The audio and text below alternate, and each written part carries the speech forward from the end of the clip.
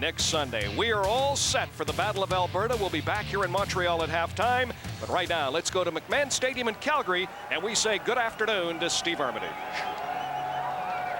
Brian, it's a chilly late afternoon at McMahon Stadium, the scene for yet another Battle of Alberta, the Stampeders and the Edmonton Eskimos. Stamps, baby!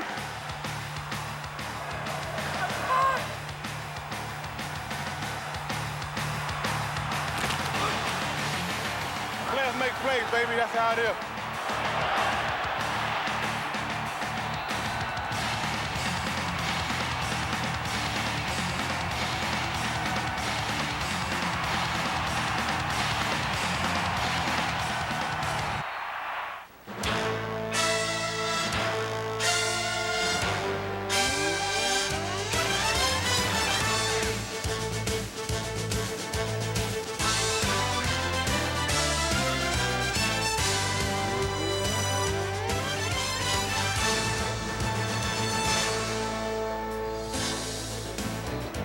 Welcome to the Scotiabank West Division semifinal.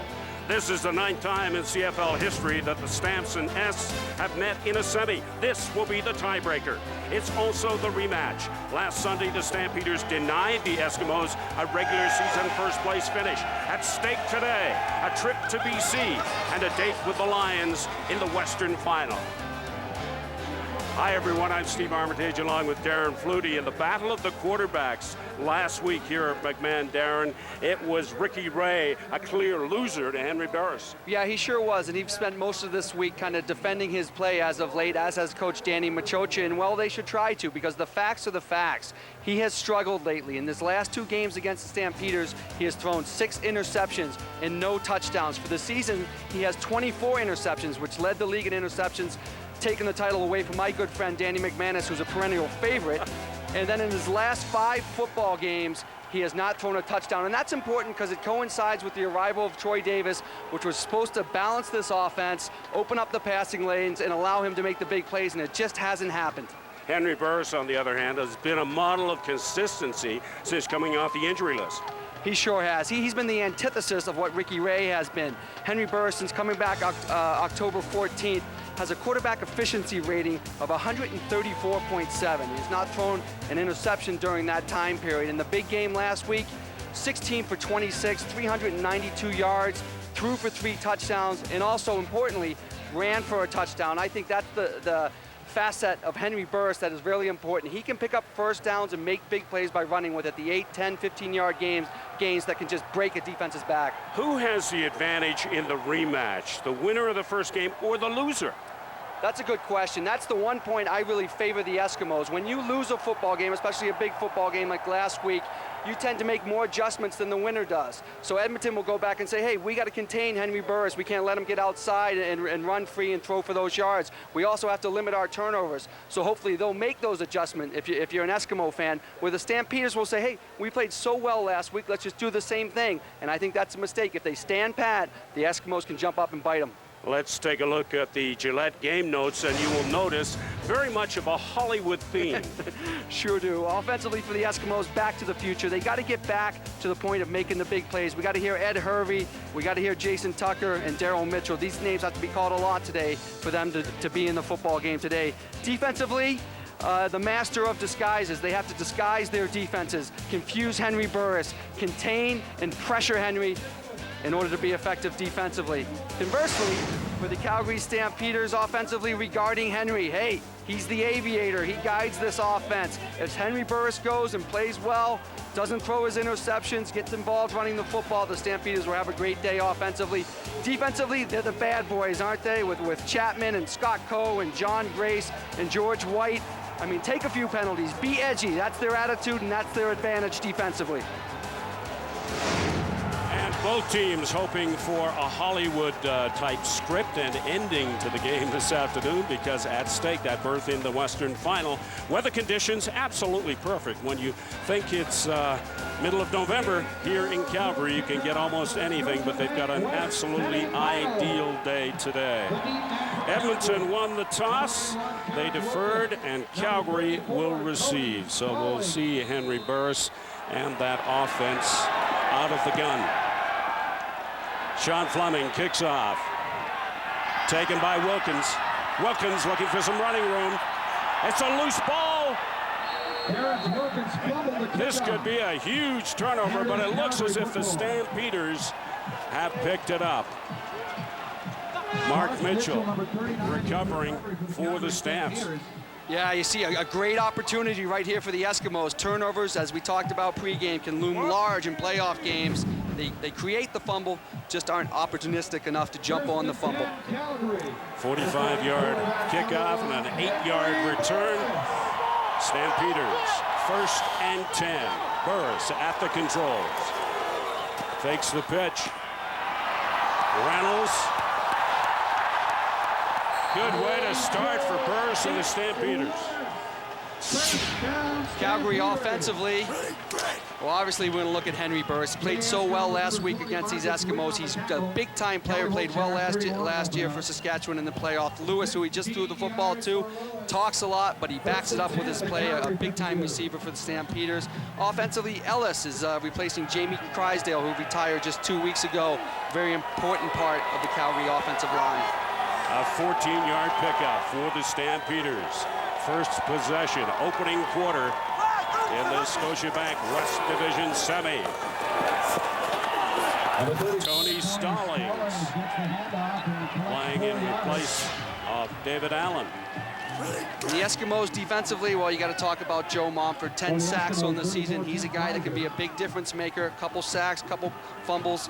Maybe he can make the difference. Mobley, a veteran linebacker, was outspoken this week about it's time to come together, time to play like Eskimos. And Shannon Garrett, who is nursing a sore quad, will cover Nick Lewis often in this game, and that'll be a great matchup. There's a key on the defensive line for the Eskimos, the veteran Joe Montford. 2nd and 5, Stamps. Quick hitch pass, and it's complete. Marte Jenkins. Well, this is something that the Eskimos are going to have to do a lot better. They had an opportunity to make the tackle right here, keep him from getting the first down, but he breaks that tackle, then he goes on to break 2 other. So he breaks 3 tackles. The Eskimos have to wrap up. Basic defense, wrap up, keep him from making these big plays. Burris, who had a bit of a flu bug earlier this week, out of the shotgun. Coming wide to the right, in and out of the arms of Brett Ralph, and that was a catchable football. Flag down. Well, we'll see what the penalty is, but right away you see how Henry Burris can buy time, and it looks like it's against the Eskimos. Illegal substitution, Edmonton number 18. It's a 10-yard penalty, 1st down. We're seeing some very poor play early by the Eskimo defense that got beat up pretty badly last week. I mean, that's a costly penalty. But you see, as I was saying, Henry Burris able to create that time. He had plenty of time to throw the ball. Wait, and then he can find the extra receiver. That's what he's done so well this second half of the season since he's returned October 14th. Good play action from Burris, looking deep over the middle. It's picked off. Eskimos intercept. And it's the veteran Kelly Wiltshire with a big turnover. Flag down on the play. When we come back, the Eskimos will have possession of the football for the first time this afternoon.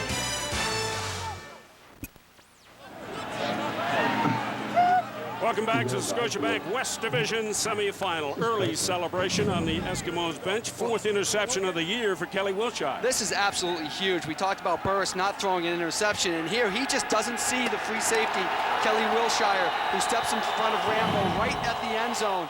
Now this is something Henry Burris hasn't done, and now the Eskimos, can they take advantage of a turnover? Eskimos 1st and 10.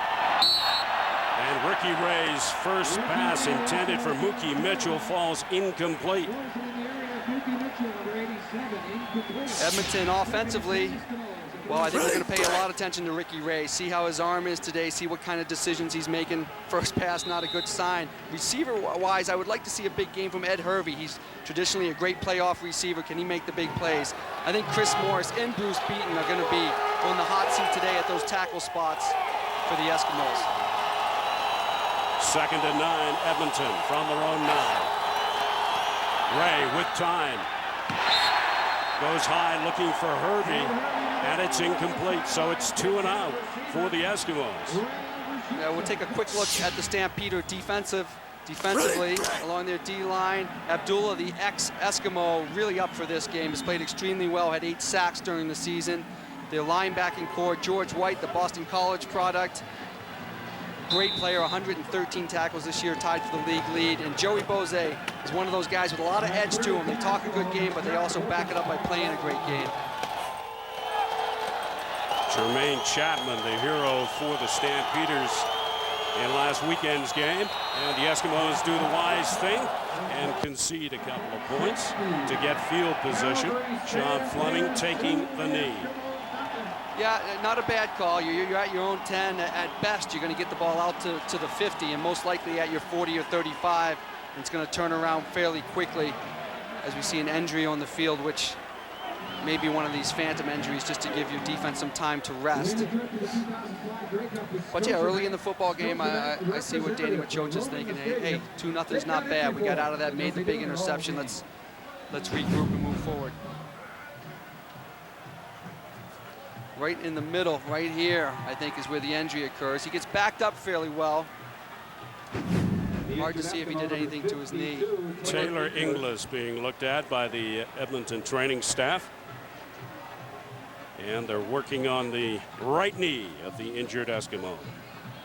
Stampeders with an early 2-0 lead on the Edmonton Eskimos in this Scotiabank West Division semifinal. There's the rookie head coach of the Edmonton Eskimos, looking to coach in his first playoff game as the man in charge. In charge of a team that's been outscored 81-39 by the Stampeders in the last 10 quarters.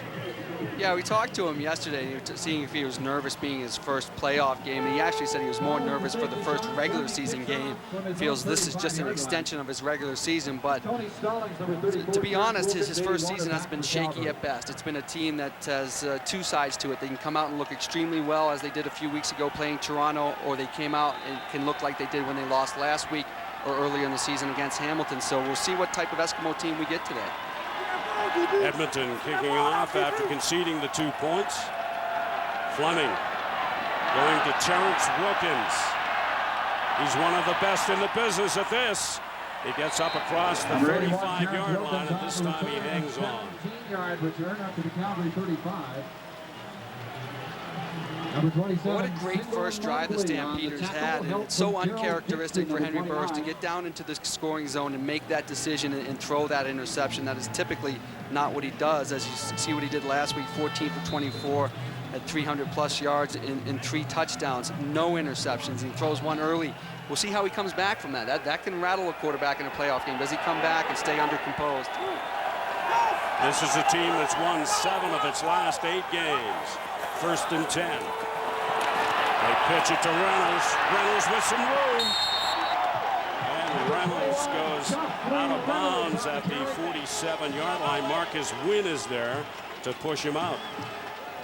Yeah, we see the bunch formation, and we see Joffrey Reynolds carrying the football. And I was talking to Tim Fleiser before the game, and he talked about specifically this. When we get the bunch formation, we're going to contain Burris and contain Reynolds. And what do? The first time they run it, they break contain. They get outside, past the tackles, and they pick up a first down. So the adjustments maybe that the Eskimos have made not showing out early in the football game. 1st and 10 from the 47, and again they call on Reynolds. Reynolds is having a lot of space to run. It gives him time to see where the play is going to develop. There's no penetration from that Eskimo defensive line. And when a great back like Reynolds has that time to find the hole and use his vision, he's going to pick up 5, 6, 7, 8 yards a pop and put him in great 2nd and short situations. 2nd leading rusher in the CFL, and the man who's going to be tracing him all afternoon like a shadow is A.J. Gass in the middle of that Edmonton defense. Burris. And I think he may have been hit from behind during the throwing motion. Went down heavily. Well, a couple people go down heavily here. Montfort does get to Burris from the backside, and again we see this. We see a bunch formation they try to utilize on 2nd and 5. But if we can see the receiver, we'll see Burris trying to release the ball as Montfort just a speed rush around the end gets to Burris.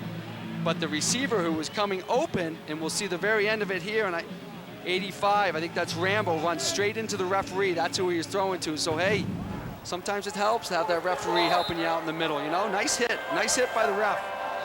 Burke Dale's getting set to punt for the Stamps, averaging 44.5 yards per punt over the course of the regular season. Gets a good one away this time, right into the corner.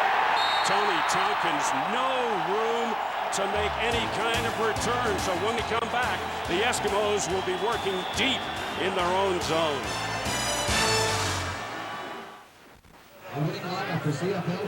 Kelly Wiltshire has the big turnover for the Edmonton Eskimos early in this one with the interception, and he's mic'd up for us. One team's going home. Let's go! Let's go!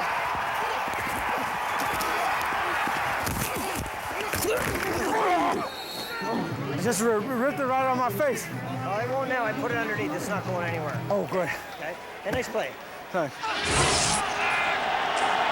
A key member of the Eskimos defense, Kelly Wiltshire. 1st and 10 Eskimos. They give to Troy Davis. Davis crosses the 15. Scott Coe is there to meet him. Yeah, I like this. Now they're coming back to Troy Davis, and Troy's ready for this football game. Talked to him before the game. He's got great vision. You see him bounce this one outside Young on the first play, but he's looking for 150, 200 yards. Thought he should have touched the ball more last week. Only had 14 carries, but for a significant 84 yards. Feels like he can do much better today in this playoff game. 2nd and 4 Edmonton from their own 16. They trail 2-0 first quarter.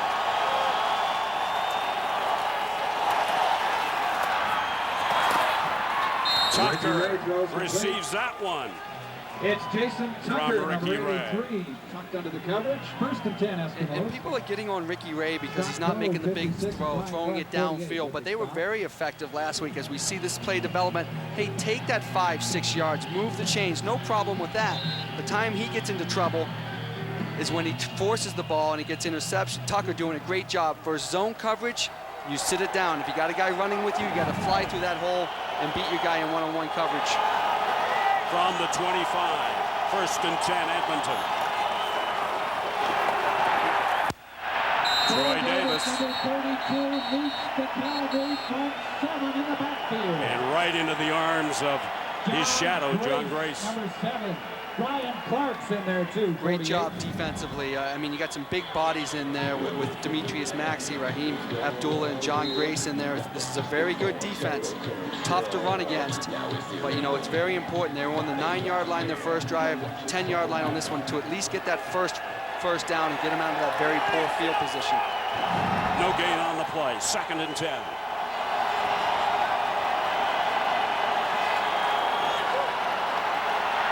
Ricky Ray under pressure, gets it away. Troy Davis. But he's well short of the first down.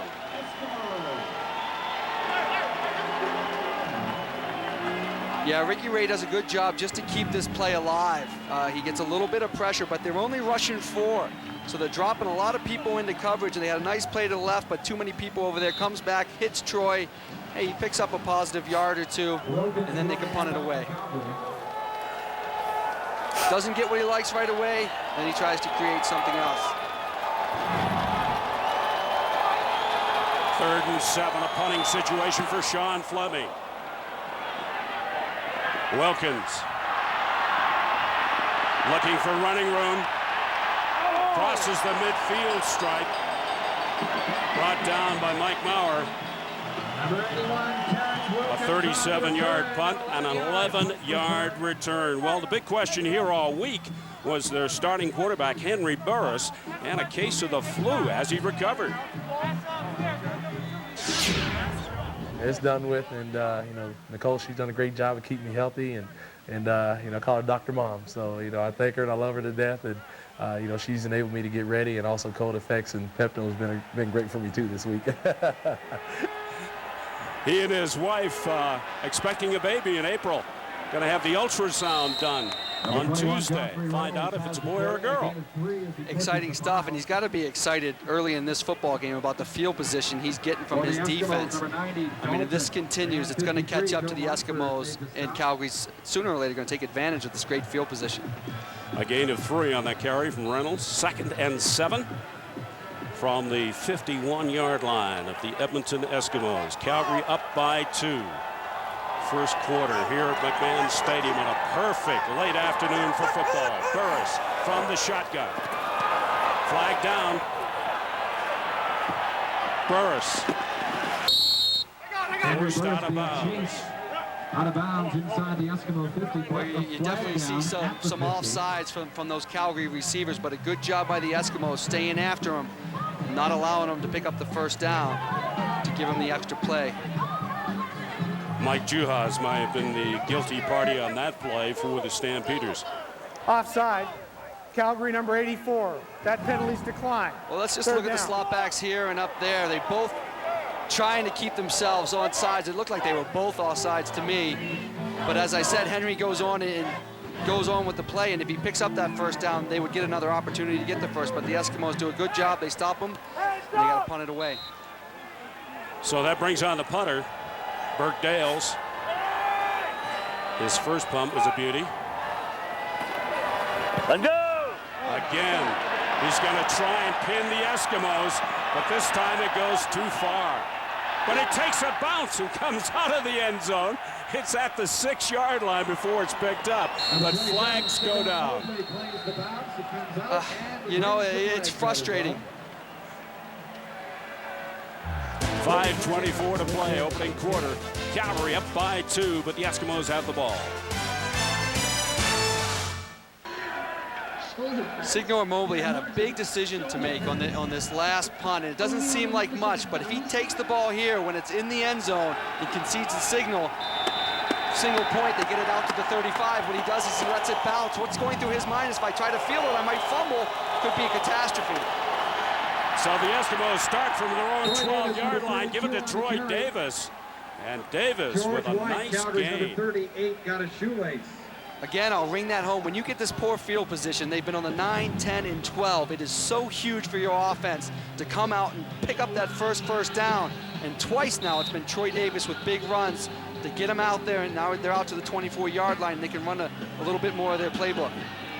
That's a 12-yard pickup for Troy Davis, a key late-season acquisition for the Eskimos, who are now 1st and 10 from their own 24, trailing 2-0. Ray with time. And finally just throws it out of play. Ed Hervey was the intended receiver, but Hervey couldn't come far back.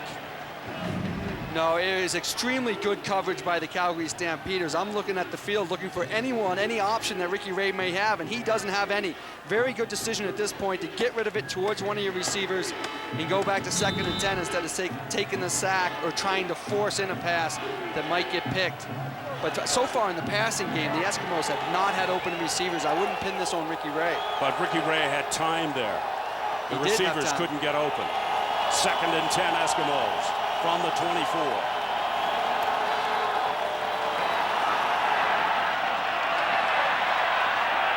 Davis needed to get to the 34. George White there to make the stop for the Stampeders.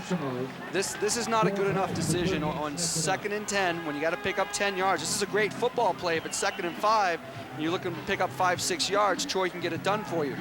But it's not a good play to run when you need 10 yards. You're just basically saying, let's complete this ball, get our punt team out there and try to punt it away. They need to go upfield a little more, that 10, 15, 20-yard area. They got to get to. So once again, that will bring on the punter, Sean Fleming. Flag goes down.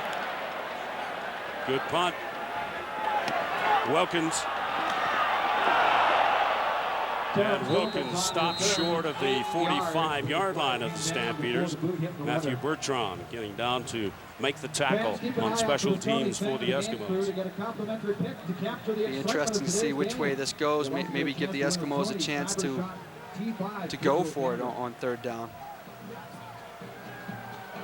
Glenn Johnson, the man in charge today. The penalty wouldn't give him a first down. It would give him a 3rd and 2, and that's what they're talking about right now. If it's all sides Calgary, which I think it is, would give him a 3rd and 2. Fleming had a pretty good punt, so what are they going to do? Take the play as it stands or punt it over? Fine choice to take the play as it stands. Offside. Calgary number 9. Penalties decline. First down. Hey, what do you think, Army? I'm right on. Coach Flutie. First and 10, Calgary Stampeders. But again, Steve, back to the field position, huh? The Eskimos are starting on the 9, 10, and 12, and the Stampeders are starting on their 44, their 50, the other team's 50. Good field position for Henry Burris. First and 10 from their own 44. They lead 2-0. Stallings finds some room. Stallings to the outside. He could go. Stallings down inside the 5.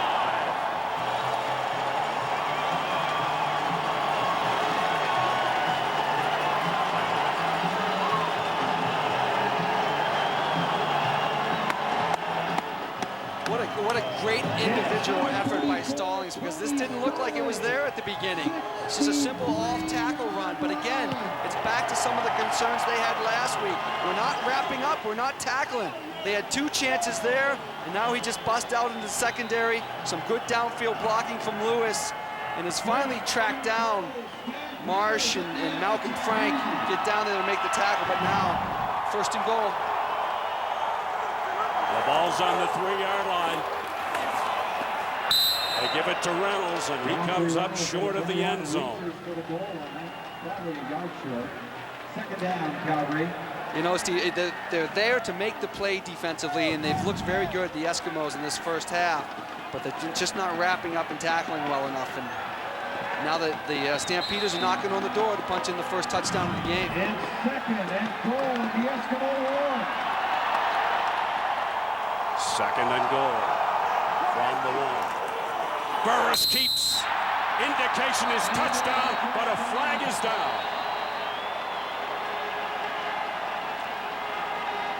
Well, we'll see. Eskimos are pointing at the Stampeders, but most likely that's all sides against the Eskimos. That's the common call. Offside. Edmonton number 27. Penalties decline. Touchdown.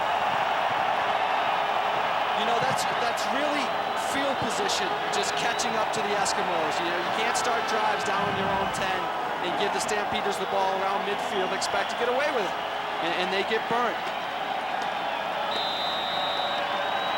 Burris does an excellent job of following his center, Ellis Godfrey. Watch this.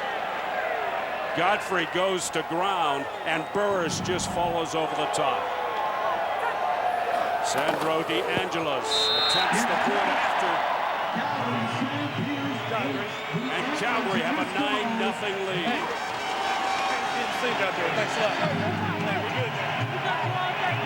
Yeah, give that offensive line a lot of credit. As we talked about, Ellis filling in for the retired Jamie Crysdale, Jay McNeil, Robertson. They're getting the push up front to allow their backs to make these plays and get out in the open field. Hey, go. Again, we get a good look of them getting really low, so the Eskimos, the fear is that the Eskimo D-line was submarine you, get underneath you and keep you right where you are, not allowed any penetration from the offensive line, but they get low enough. Ellis, McNeil, Robertson right up there, the center and guards, they make up that A-gap, which is so vulnerable for an offense, the gap between the guard and the center, and clear it out for Burris to just plow it into the end zone. And that touchdown set up courtesy of Tony Stallings, who is playing in place of David Allen, who opted to exercise an option that he had in his contract to go to the NFL. So he's returning kicks for the St. Louis Rams. Stallings, not a bad guy to come in and fill in for him. He dressed for 3 games but did not play, getting his first touch of the ball in a Stampeder uniform this afternoon in the semifinal. Jason Tucker returning that kick. Has it out near the Edmonton 40-yard line. Taken down by Calgary's Trey Young. We'll take a look at the drive, and here's the Stallings run. And as you can see, the guys up front, body on a body, not giving up. Montford maybe had a chance, but then Lewis hustling to help his running back downfield, make a nice little block on Malcolm Frank, who eventually makes the tackle, but that sets up the push and the touchdown by Henry Burris. So, hey, they can throw the ball. They've been effective throwing it, but they're also a very talented run football team. Movie Miles right here. Talk about making the most of your opportunities. Tony Stallings answering the bell for the Stampeders in place of David Allen. 1st and 10 Eskimos from their own 39. Ray, a little play action, looking for Troy Davis, incomplete. Yeah, now here's the fear from the Eskimo point of view, is that you get down early, you're down 9-0. Now are you going to get rid of your game plan and not run the ball as much and try to throw it all the time? And if so, Calgary Stampeders are going to pin their ears back and just put the rush on Ricky Ray and get pressure on him. They've got to stay within their game plan, you know, balance, run, and pass. Don't give up on Troy Davis yet. Feeling the pressure. First time as head coach in a playoff game, Danny Machocha. Ray to pass, has time, has a man open. Andrew Nowacki. But it's incomplete. He did not have control. It was in his arms. That's a play that this time they go upfield. They go the 15-yard route.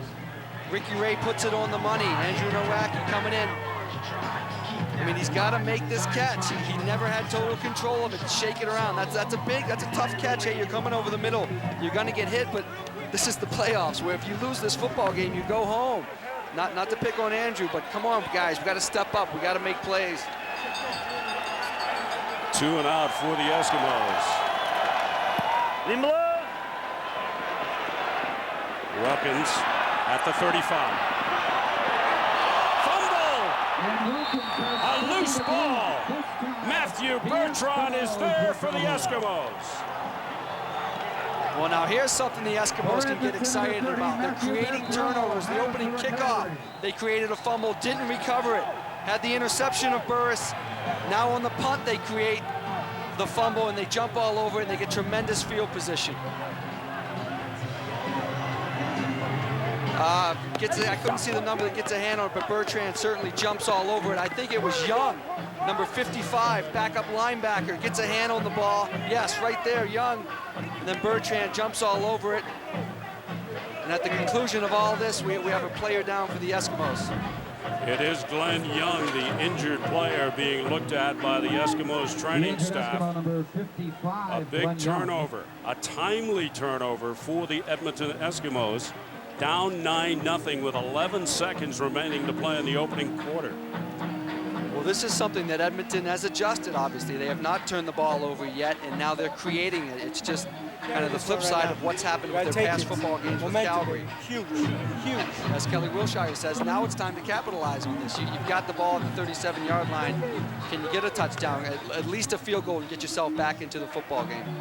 There's a man who's been under some heat in Eskimo country this last week for his performance here last Sunday. Here's his coach defending his quarterback.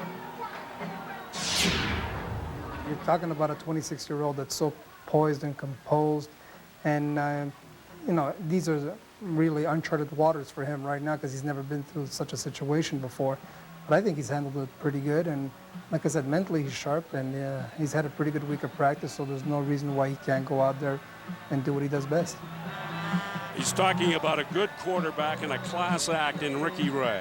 And he certainly is, no question about that. He's a guy that has taken this team to the Grey Cup before and won a Grey Cup. So they have a lot of confidence in him that he can do that. That being said, his struggles have been documented. And even at times late in the season, I think rightfully so, his arm strength has been questioned. I don't know if it's a shoulder injury or what's going on, but he's had a bit more loft on that ball. We saw the contrast last week when Jason Moss came into the game and threw a 37-yard touchdown to Jason Tucker. He zipped that thing in there. It must not have gone over 12 feet in the air, where Ricky Ray has a bit more arc on the football. It takes a little bit longer to get there, but certainly a guy that's been there, certainly experienced enough, can get the job done, smart enough to get the job done. And there's the backup. Jason Moss came into the game late last Sunday, went 3 for 3 and threw a touchdown, something that Ricky Ray hasn't been able to do for 5 games. 1st and 10 Eskimos from the Stampeders 37. They trail 9-0. This will be the last play of the opening quarter, barring any flags. Ed Hervey pulls it in and runs out of play. Now we've got tempers flaring a bit on the field. Well, I think Raheem Abdullah's in that, the ex-Eskimo getting into it with the offensive line. A gain of 11 for Hervey. And there goes the gun to end the opening quarter. Calgary with a 9-0 lead on the Eskimos here at McMahon Stadium.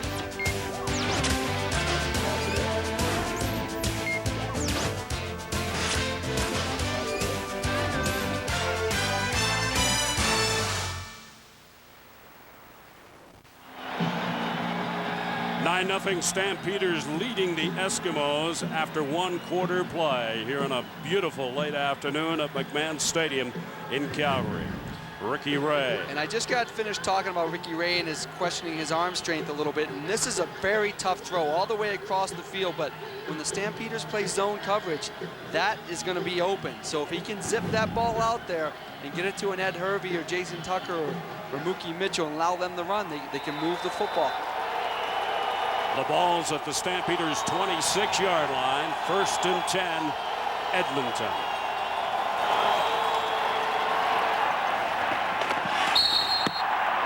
In and out of the arms. Boy, that was a catchable ball.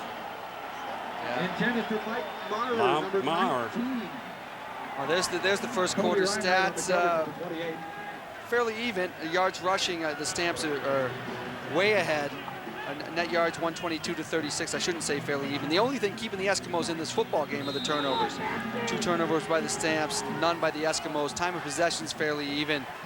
But that is converse to what has happened with these 2 football teams in the past. Usually it's the Stamps creating the turnovers. 2nd and 10, Edmonton from the Stampeders' 26.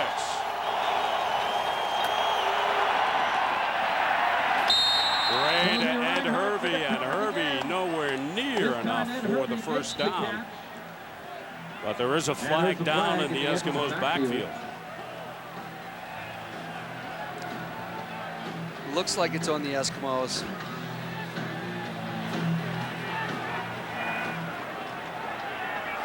Holding. Edmonton number 63. That penalty's declined. 3rd down. This is going to drive me crazy if the Eskimos continue to do this. They're in 2nd and 10, and they call a play that is designed to pick up 5 yards, and they complete it, and they don't even pick up the 5. They pick up 2, and that's got to be frustrating. You have to give yourself a chance to move the chains, to pick up the first down, and to run these 3 to 5 yard routes when it's 2nd and 10 does not make sense to me. So that brings on Sean Fleming, 25 to 37 in regular season. He's 44-62 in his playoff career. This one will come from the 30. He missed them both last weekend, but he hits on his first one now. It is 9-3 Calgary. Welcome back to the Scotiabank West Division semifinal here in Calgary, where the hometown Stampeders have a 9-3 lead on the Eskimos as Henry Burris and the Stampeders offense go to work. 1st and 10 from their own 35.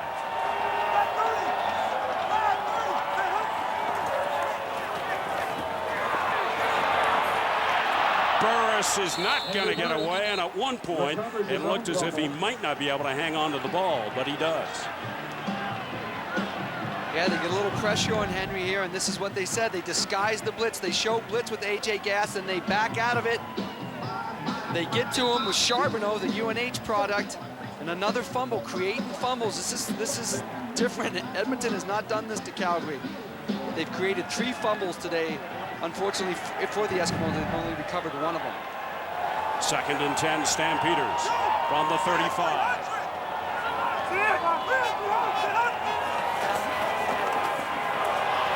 Burris again under pressure, and the Eskimos get a sack. Tim Kaiser, number 34, gets to the Calgary quarterback. And who else but Fleischer and Monfort combining? Tim Kaiser, the Harvard grad, his 8th year in the Canadian Football League, an ex-Hamilton Tiger cat, and you'll see him coming from up top. 1-on-1, and Monfort and Fleischer get there simultaneously. Talked to Tim Fleischer before this game. Boy, was he excited at the opportunity to start and make an impact with this Edmonton defense. And the Edmonton Eskimos defense have done their job. It'll be a 2-and-out situation for the Stampeders. Let go! Burkdale's punt taken almost immediately by Tompkins, and as you might expect, the flag goes down immediately. A 9-0 lead for the Stampeders, but when we come back, the Eskimos will have good field position and the ball.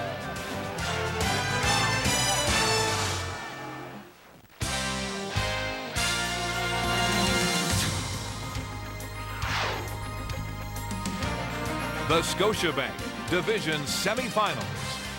Brought to you by General Motors and all its divisions.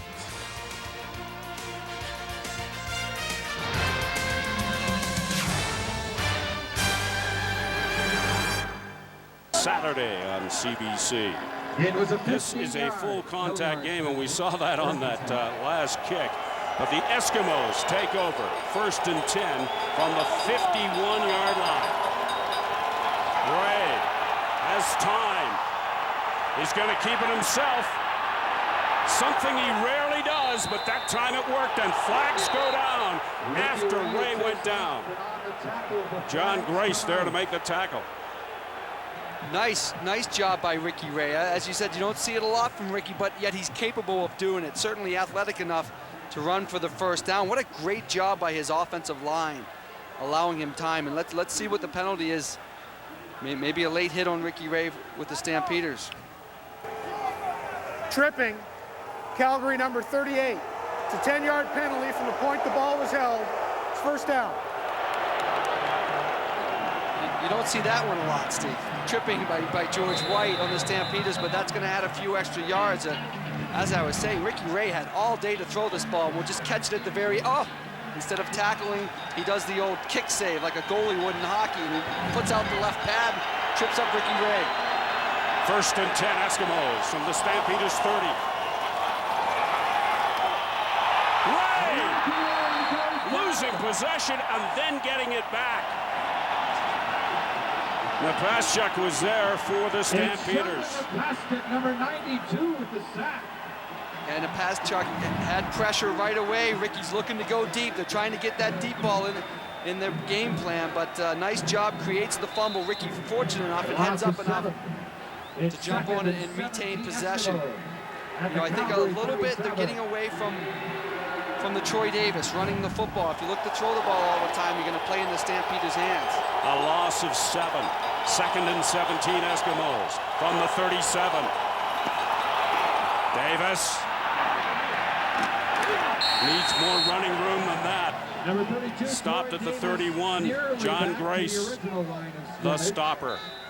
Now here's one I wouldn't, you know, it's a tough call. It's whatever, 2nd and 16 when they call this play, but I don't get all over it because they're thinking, okay, if we can get around the 30, we'll get in better field goal range for our kicker.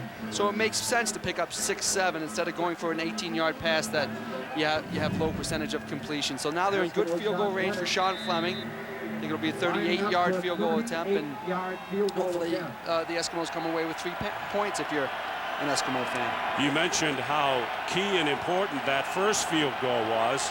This could be even bigger. He was good from 30. This one from 38. And he's right on the money. A second straight field goal from Sean Fleming, who missed 2 in the first game last week. Again, let's go down and join Kelly Wiltshire, who's wearing the mic. He's mic'd up.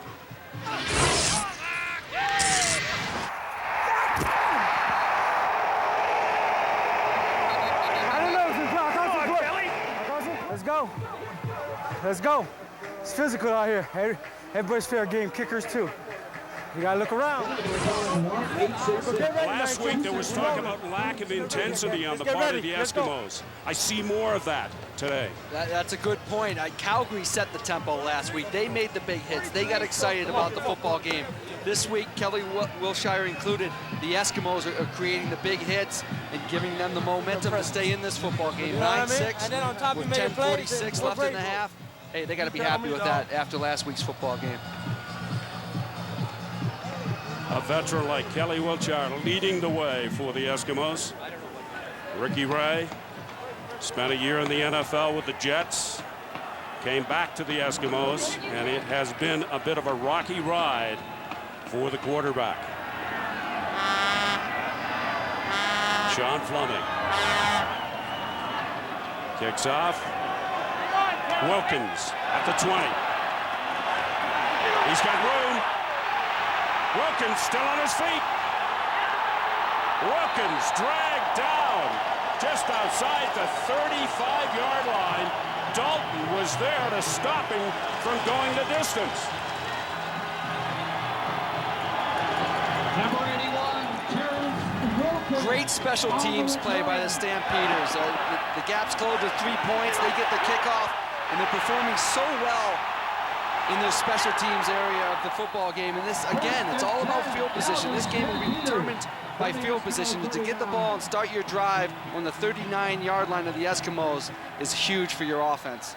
A 53-yard return from Wilkins gives the Stampeders 1st and 10 from the Eskimos' 39. They lead 9-6. Reynolds has room. Reynolds knocked out of bounds at the 2-yard line. Shannon Garrett was the last man back. A 37-yard pickup. Well, you can't say enough about this Calgary running game and what the job the guys are doing up front. Reynolds is basically untouched until this point where Wilshire just pushes him down at the 1. I mean, their running game, they're so well balanced. Okay, the Eskimos are taking away our passing game. Let's start running the football, and Reynolds with a huge run there. Once again, a good example of the big plays from the Stampeders, hurting the Eskimos. Yeah, that says it all right there. Calgary 132 yards rushing, Edmonton 35. And even with Troy Davis, he's a great running back. He's been a great running back in this league, but he's the short chunks guy. He'll pick up 5, 8, 10, 15, but he's not the big play threat that Reynolds is. He can go outside and give you that east-west speed as opposed to north-south. It's a 9-6 game. Stampeders in front, 10:04 to play, second quarter. Welcome back to Calgary, where Kelly Wilshire was shaken up on that last play. He's wearing a mic for us. He's also wearing a couple of bruises now. Yeah, a great hustle to track down Reynolds and save a touchdown, keep the ball on the 1-yard line. But it looked like at the end of the play, maybe he hits where he runs into the advertising over there on the sideline. And I thought he hit the back of his head on something and might have got a little concussed, a little ding to his head. He'll be back, though. He's a warrior. 1st and goal, Stampeders.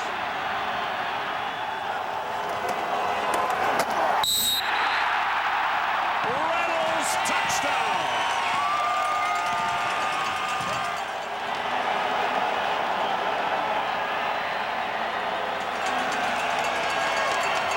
Stampeders are just controlling the line of scrimmage, and I know you always make a big point of it, and Chris Walby certainly does.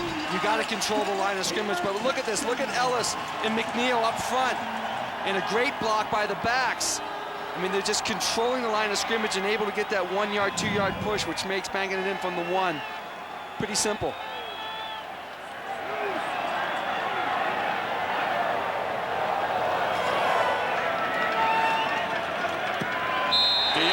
With the point after.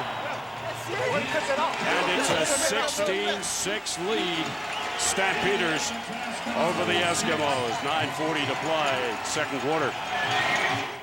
10th touchdown of the season for that man, Joffrey Reynolds. Hey, way to cut that out, baby. And here's the replay we talked about, the push up front. bring the guard around, they bring Robertson around, but that's not it. You know, it's coming back from that Sean Fleming field goal that made it 9-6, having that huge return, getting great field position, and getting that first run by Joffrey Reynolds that put it down on the 1.5.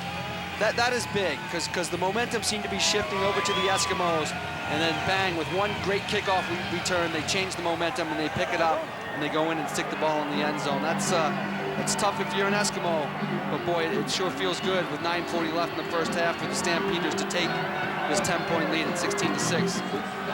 We spent a lot of time talking about big plays for the Stampeders that proved to be the undoing of the Eskimos last weekend in the final game of the regular season. Once again, the Stamps are doing that here this afternoon in the semi.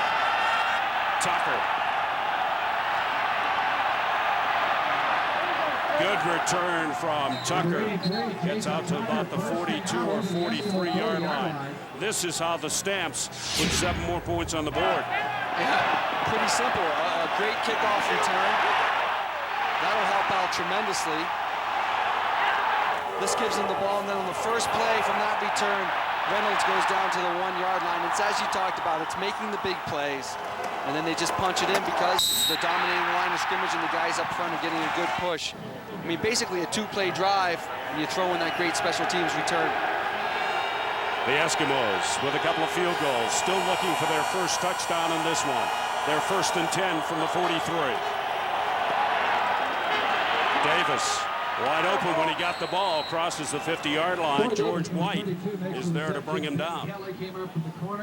This play's a lot more effective when you do it on first down as opposed to when they've been doing it on 2nd and 10. And this time, Troy catches the ball coming out of the backfield, doesn't hesitate at all, puts the ball down, puts his head down, and tries to get to the first down, ends up picking up 9 yards. I mean, if you can get 9 yards on first down, you're going to be in good shape converting first downs as you go throughout the game. They spot the ball just shy of the 52-yard line. 2nd and 1 Eskimos. Number 15, Ricky Ray on the left side. Obvious easy play for Ricky Ray to call his own number. Nice job after the touchdown by the Stamps to come out. You get a nice kickoff return, and you pick up your first down. So it gets them out to midfield and see what they can do. The road to the Grey Cup continues. Next week, the Scotiabank East Division Championship in Toronto, where the Argos will take on Montreal. Still to be determined, the opposition for Wally Buono and the BC Lions. Will it be Edmonton or Calgary playing under the dome on the coast? Troy Davis. Number 32, Troy Davis on the carry. Brought down an arm tackle by Sheldon Napastuk, number 92. This is big for the Eskimos. We talked as the end of the first quarter was coming. Get back to Troy Davis. You get him some touches.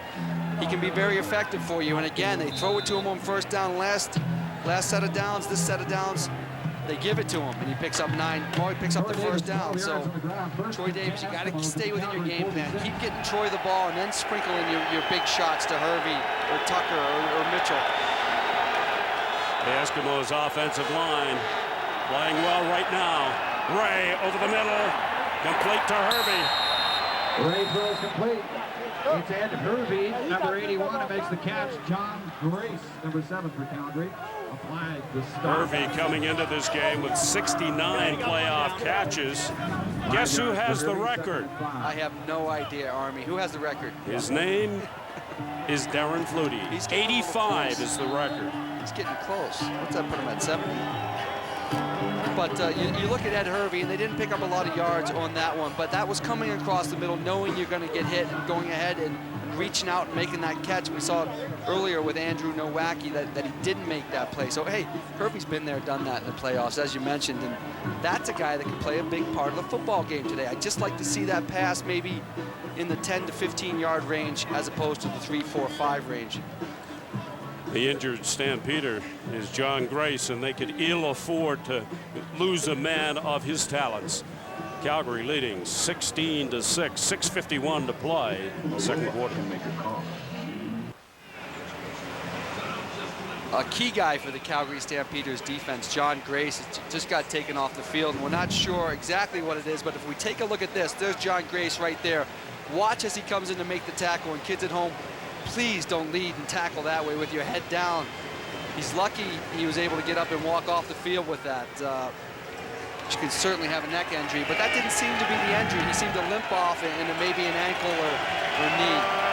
Well, Bruce Rainey is down on the sidelines. We'll get him to get us an injury update. Ricky Ray with time. Wide open, Ed Hervey. Ed Hervey down to the 25-yard line. Ed Hervey on the catch. Gain of 17 for the Earlier in the game, we touched upon this same play when Calgary goes into their zone defense and Ricky Ray has the time.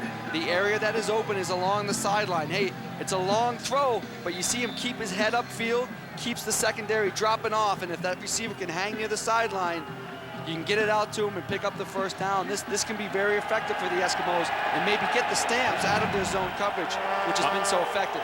A gain of 17, 1st and 10, Edmonton on the Stampeders 25. Troy Davis. Davis bobbing and weaving and stopped just shy of the 20-yard line. Baschuk is there to bring him down. 4 yards for Davis, 2nd and 6. Here's Bruce Rainey with that injury update. Bruce? Steve, thank you very much. It's an ankle sprain for John Grace. He is being retaped here on the sideline, and I asked him quickly, are you going to go back in? He said, try to stop me. So there's your update. He'll be back. Good job, Bruce, and that's good news for the Stampeders. That would be an interesting visual, Bruce trying to stop John Grace getting on the field. 2nd and 6, Eskimos. Ray with a man open in the middle. Jason Tucker. They're getting receivers open, and Ray is finding them. Yeah, they like this middle of the field. They feel that they have some holes in the Stampeder coverage right across the ball, right across the middle of the field. Ricky takes his time, and he's having time to throw the football. This is the advantage of getting in 2nd and 4 and 2nd and 5 with a good running game. Take a look at Tucker. Hey, it's zone coverage. Stop. Boom. Right there. Now just turn, get north and south, pick up the first down. Good job by the Eskimos. 1st and 10, Edmonton from the Stampeders' 10.5-yard line. This is the 8th play of that drive. Ray puts it up and out of harm's way. He was looking for Mookie Mitchell, but there was no way Mitchell had a ladder that was high enough to pull that one down. Yeah, good decision by Ricky. Didn't get what he wanted. The Eskimo receivers were covered extremely well, so he just throws it away. Hey, now it's 2nd and 10, but scheme-wise, they need to come up with a play that's effective down here. It's very important for the Eskimos to punch in a touchdown and not come away with field goals each time they get down here. 4:30 to play, 2nd quarter. Calgary leading 16-6. 2nd and 10, Eskimos.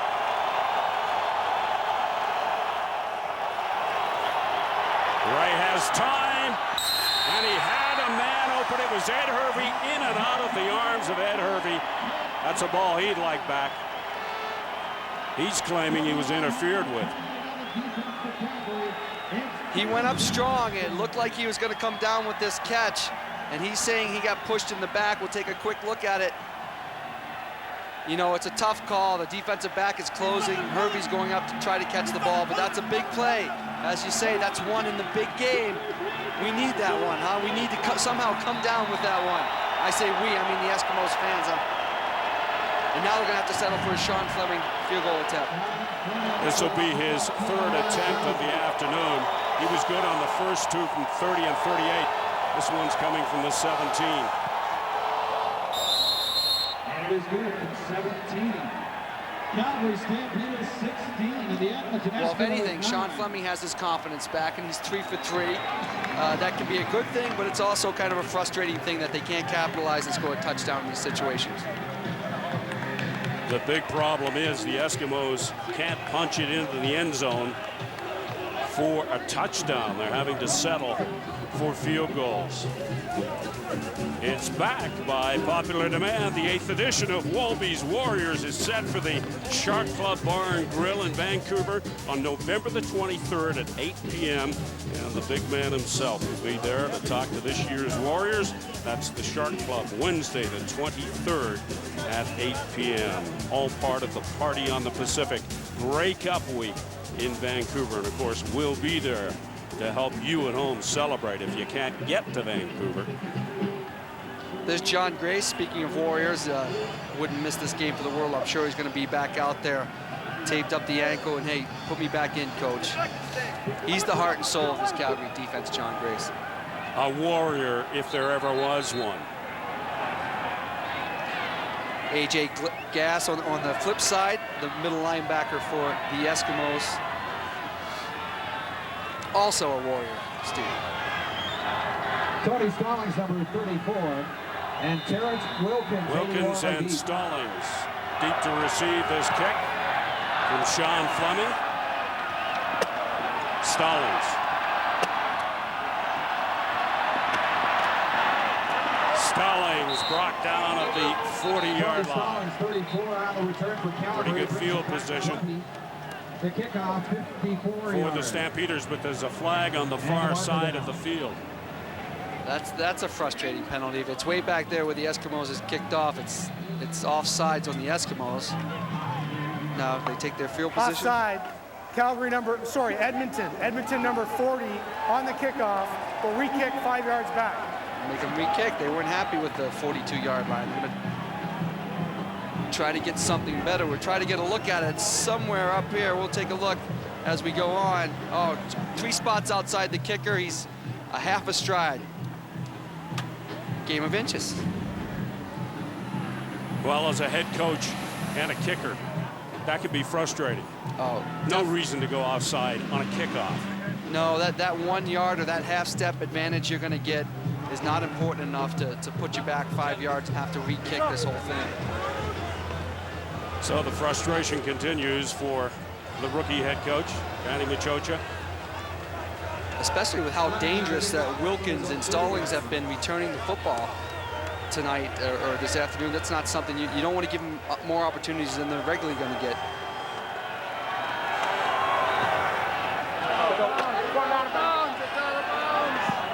And this time it just goes out of bounds. Well, all right. Now frustration settling in. It's gone from bad to worse for the Edmonton Eskimos. First an offside on the first kick, and then Fleming steps up and kicks it out of play. You know, this is interesting because they're going to take the ball on the 45, or it looks like it. I would send them back and have them kick it again. Third time lucky, maybe. Because they'd have to back up 5 more yards and kick it 1 more time, but they have the choice to take it on the 45, and I guess they're going to take it there.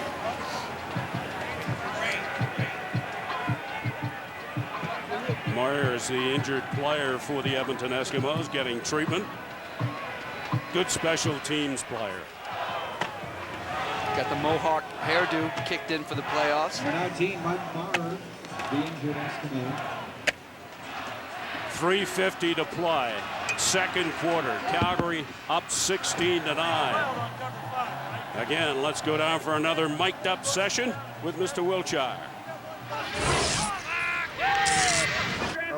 I didn't see it, so. How does it look, Ryan? Yeah, it's just a little bit. Yeah, we can sit, yeah. Okay, just sit up. First ever West Jet Pat Drive. Yeah, I'm going back in. Can't miss this. I'm going back to dance. Let's go. We can't get any closer than that in terms of getting an injury update from the guy we got the microphone on.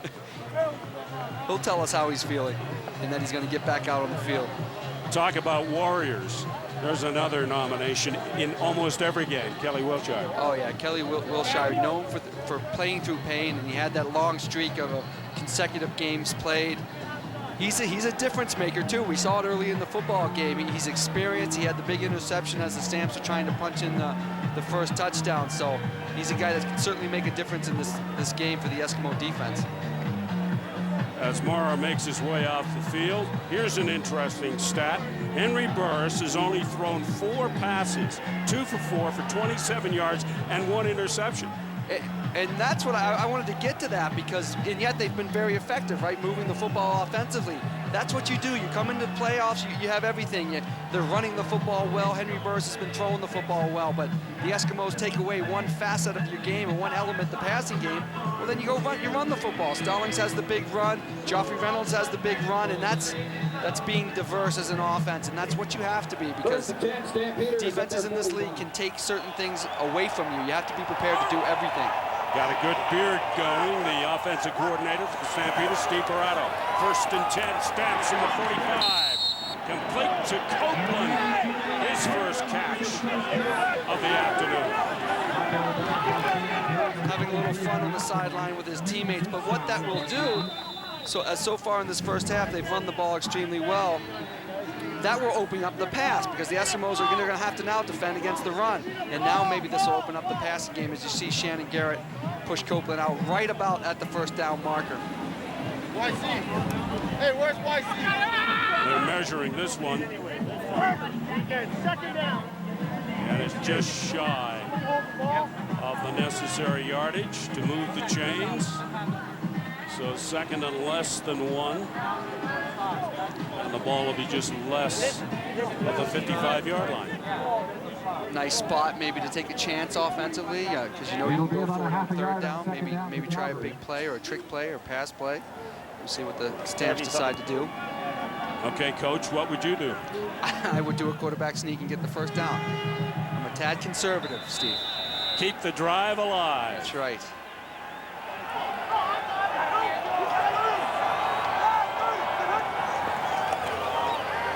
A little play action. They fooled everybody. Stallings. And Stallings down inside the 25. Well, at least I was smart enough to know that possibly they could do it. I didn't say I'd do it, but great call. Give them credit.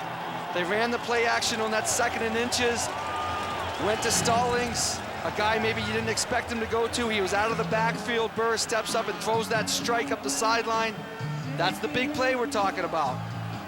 32-yard pickup, and it's right here. Flutie wanted the quarterback sneak. Burris decided to go to Stallings, a 32-yard gain. The Stamps once again knocking at the door. Welcome back to the Scotiabank West Division semifinal in Calgary.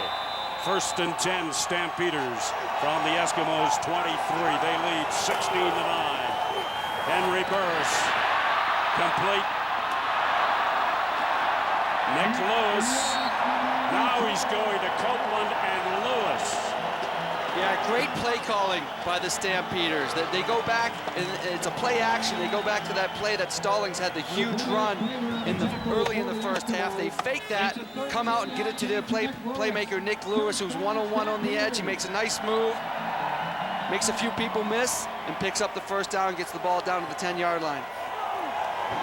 Lewis did some trash talking prior to last Sunday's game. Pretty much kept it to himself this past week. Stallings!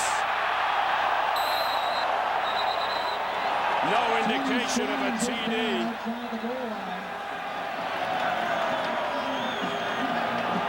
But did the Eskimos recover?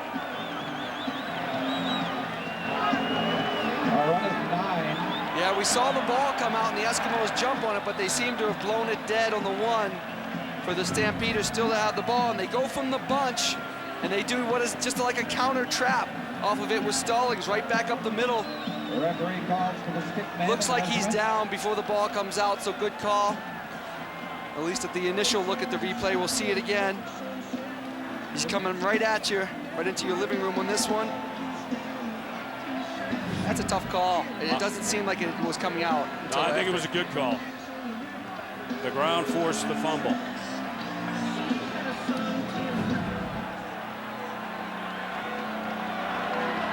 So they spot the ball at the 1 after all this is said and done. Definitely had possession until he hit the ground and then the ball bounced out.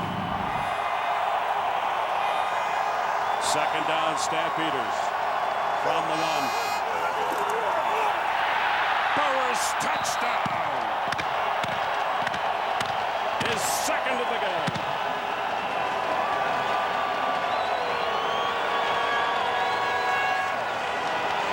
You just, with this drive by the Stampeders, if you're an Eskimo fan and you're on defense with the Eskimos, as you see the push up front, Henry Burris driving into the end zone, you just don't know what to defend at this point. They've run the ball extremely well. They use play action pass. They've used hit screens. They've gone deep. As I said, very diversified, but very effective in the first half today against Edmonton. So much for the flu. DeAngelis with the routine point after. And with 2:08 to play, the Stampeders continuing to build on their lead, 23-9. Yeah, you see those guys up front. You know when your offensive line is blocking and they end up a yard deep in the end zone, that they're doing something very, look at that. It's like a wall of red coming into the end zone. You can't help just to ride their back and get into the end zone. Great job by those guys up front. Again, Robertson, Ellis, and McNeil just playing extremely well. You got to go back to that big second and short play, the play action where I thought he should have run the quarterback sneak. And then the throw to Stallings. I mean, Stallings has been tremendous. He has 100 yards total offense in this game, and he's really just a fill-in for David Allen, who's taken off to St. Louis in the NFL.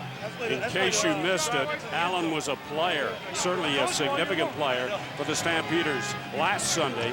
He opted to go to the NFL and play with the St. Louis Rams, where he's returning kicks today. And Stallings came in as a replacement. Really an unknown quantity. The Stampeders were pretty high on him, but nobody had ever seen him play. Dressed for 3 games, but this is his first game playing. You know what? That's a credit to Jim Barker and Tom Higgins to bring in these type of people and to have that depth. When you lose a guy like Allen, boy, you have a guy like Stallings, and he gets right in there and he's effective.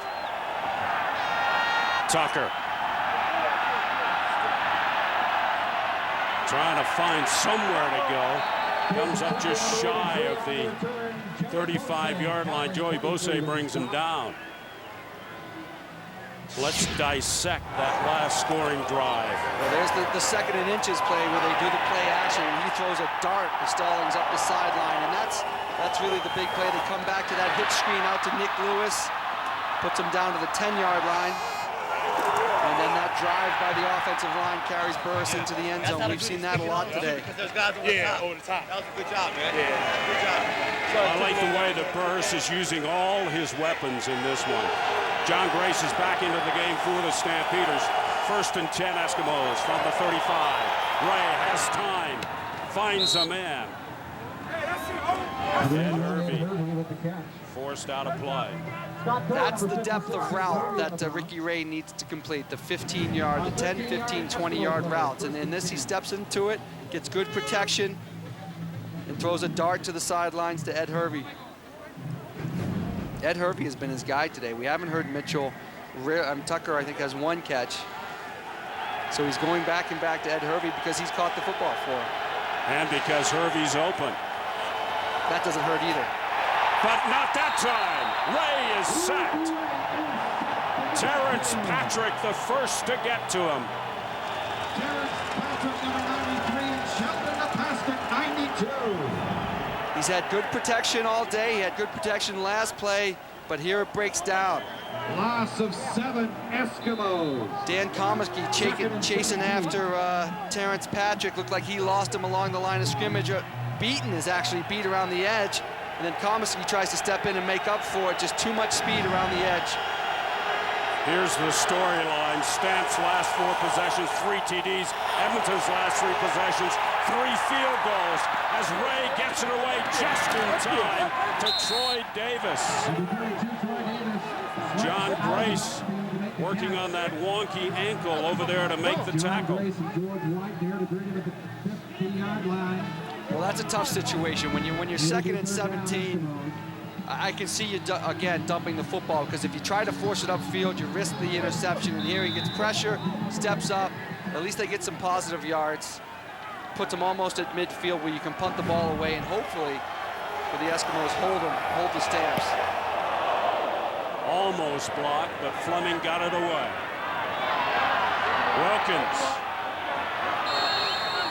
forced back to the 10-yard line, so the Stampeders will have possession, but they will work deep from their own zone. Coming up at halftime, we'll check in with the panel. We'll have highlights and analysis and a history of excellence. Nice looking panel this week. Got Danny McManus there doing a great job. Filling in for me. All you could do is do better. Filling in for you? Oh, taking my spot, whatever you want to call it. He's looking way too comfortable, though. I'll tell you that. Moving into the spotlight, Danny Mack. Here at McMahon, 1:05 remaining to play in the half. 1st and 10, Stampeders from their own 13. They lead 23-9. Joffrey Reynolds. Number 21, Joffrey Reynolds, kicks his way to the 15-yard line. It's a 2-yard line. Well, because of the field position, and Danny knows this, they're going to try to run the ball. They don't want to throw it, so Danny's going to utilize his timeouts. There's still a minute left on the clock in the first half. Hopefully, from an Eskimo point of view, you hold them from getting the first down here. You get the ball back, and you get it around midfield, if not the 50 or 45-yard line, and you have a chance to put some points on the board. One night deep, big play, deep. There's his opposite number. 11 years in the Eskimos organization. He was let go by the Eskimos last year, landed on his feet as the head coach here in Calgary. And you pointed out what a tremendous job he and Jim Barker have done with the new Calgary ownership to right the ship here in Calgary. Absolutely. Done a tremendous job. First with the free agent signings, Burris and Copeland. That says it all. Reynolds again gets up over the 20-yard line. It looks like it's short of the first down, and if it is, the Eskimos should utilize their timeout. I think they have one left. 6 yards for Reynolds, 3rd down and 2, Calgary. So it's 3rd and 2, and I see no timeouts left up there for the Eskimos, but they'll have to punt it away, so the Eskimos will get the ball back with relatively good field position with about 40 seconds to go in the first half. Now you're Danny Machocha. Do you have a decision to make at halftime? Ricky Ray still not able to direct that offense into the end zone. They've had to settle for field goals. Do you even consider? If I am Danny Machocha, I certainly consider it. This is your season. You lose this, you go home. I consider Jason Moss, certainly. I'd bring him out and start him in the second half, but I am not Danny Machocha, and I don't think Danny will do it.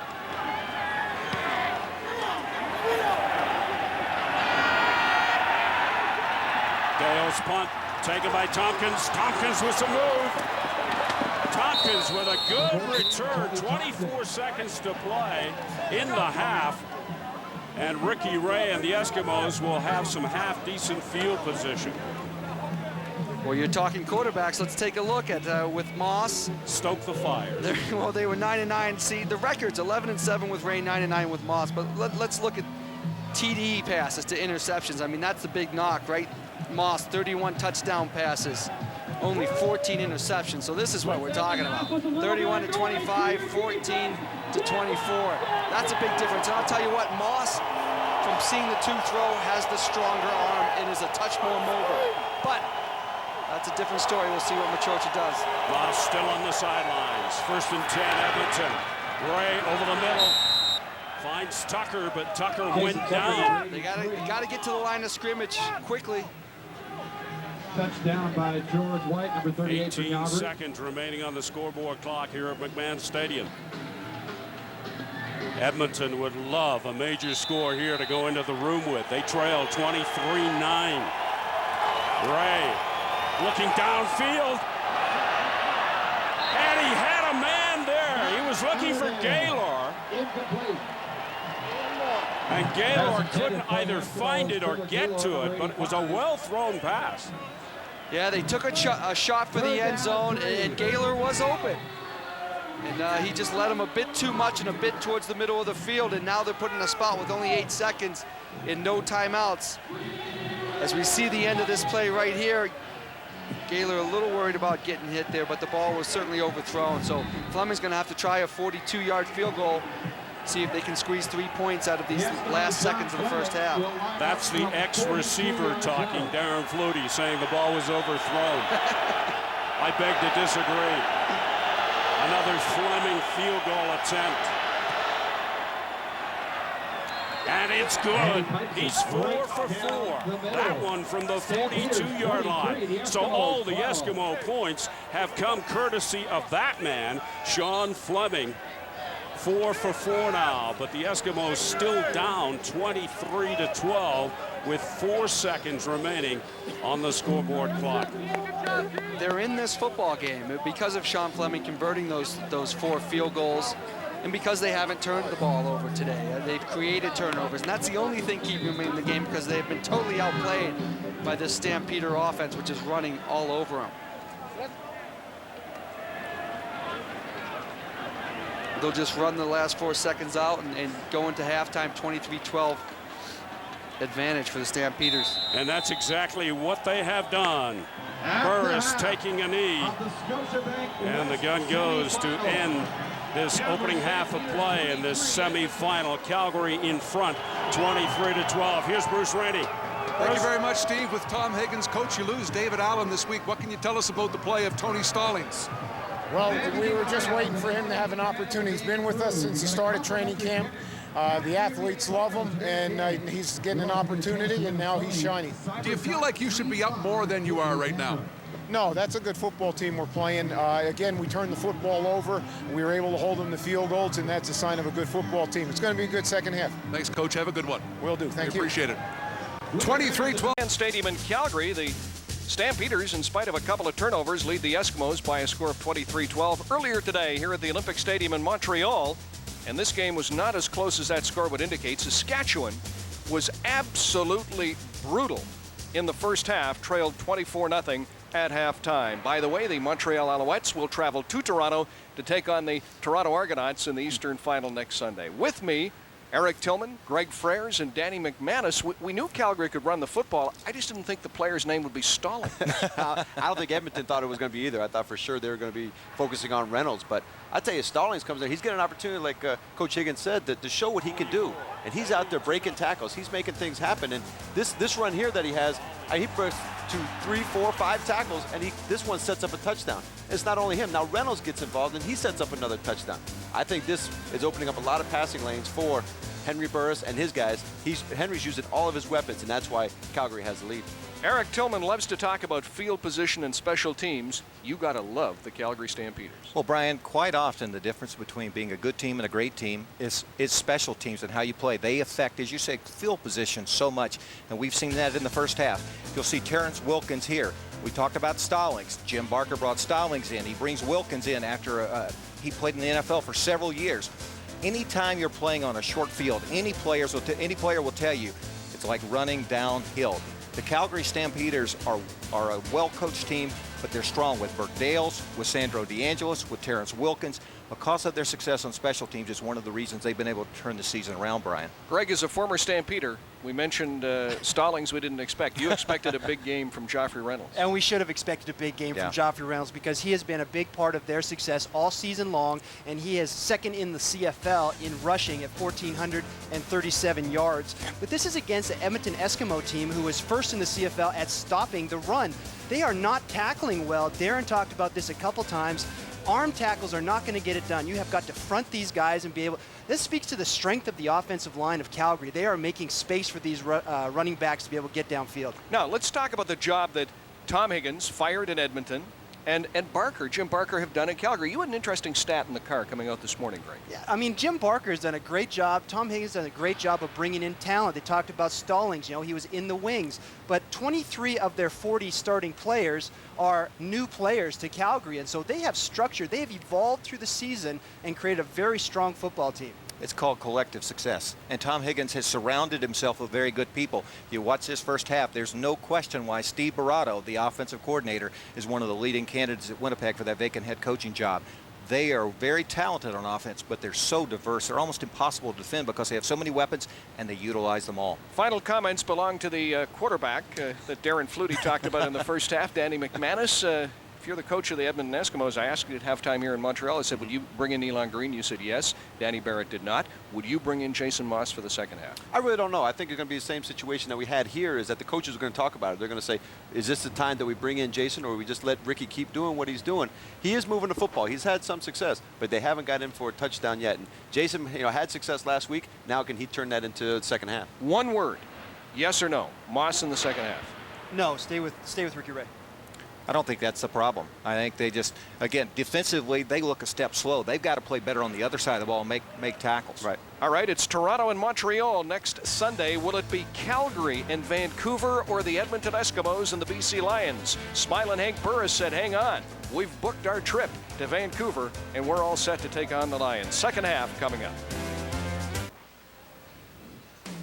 Welcome back to the Scotiabank West Division semifinal here in Calgary, where the Stampeders lead the Edmonton Eskimos 23-12. Now let's go down the sidelines and get the answer to the burning question from Bruce Rainey. Bruce? Coach Machocha, 4 field goals have you in this game. What do you have to do to punch the ball into the end zone? Got to make plays. It's the same old story, week in and week out. We got to make plays, the plus territory, so hopefully that'll be the case here. Are you at all close to considering a quarterback change at this point? We're going to start Jason in the third quarter. And what's the reason? Well, we just want to maybe provide a spark. All right, thank you, Coach. Thank you.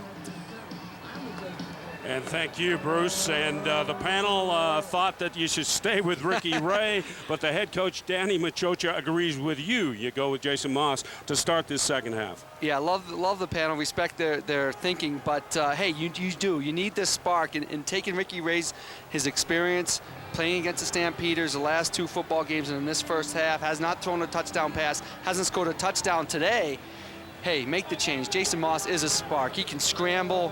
He has the stronger arm, and it's a change, and it gets you something to get excited about if you're an Eskimo player or an Eskimo fan. Hey, Jason's coming in, maybe we can do it. Look at the stats of the first half, yards rushing. I mean, the Stampeders ran the ball so well in that first half, and were very, as we said, diversified with who they got the ball to. Eskimos only 51 yards rushing, kind of gave up on the running game a little bit. The thing that's keeping the Eskimos in the game are those 2 turnovers by Calgary, and they actually had an opportunity to get a couple more, but didn't recover the fumble.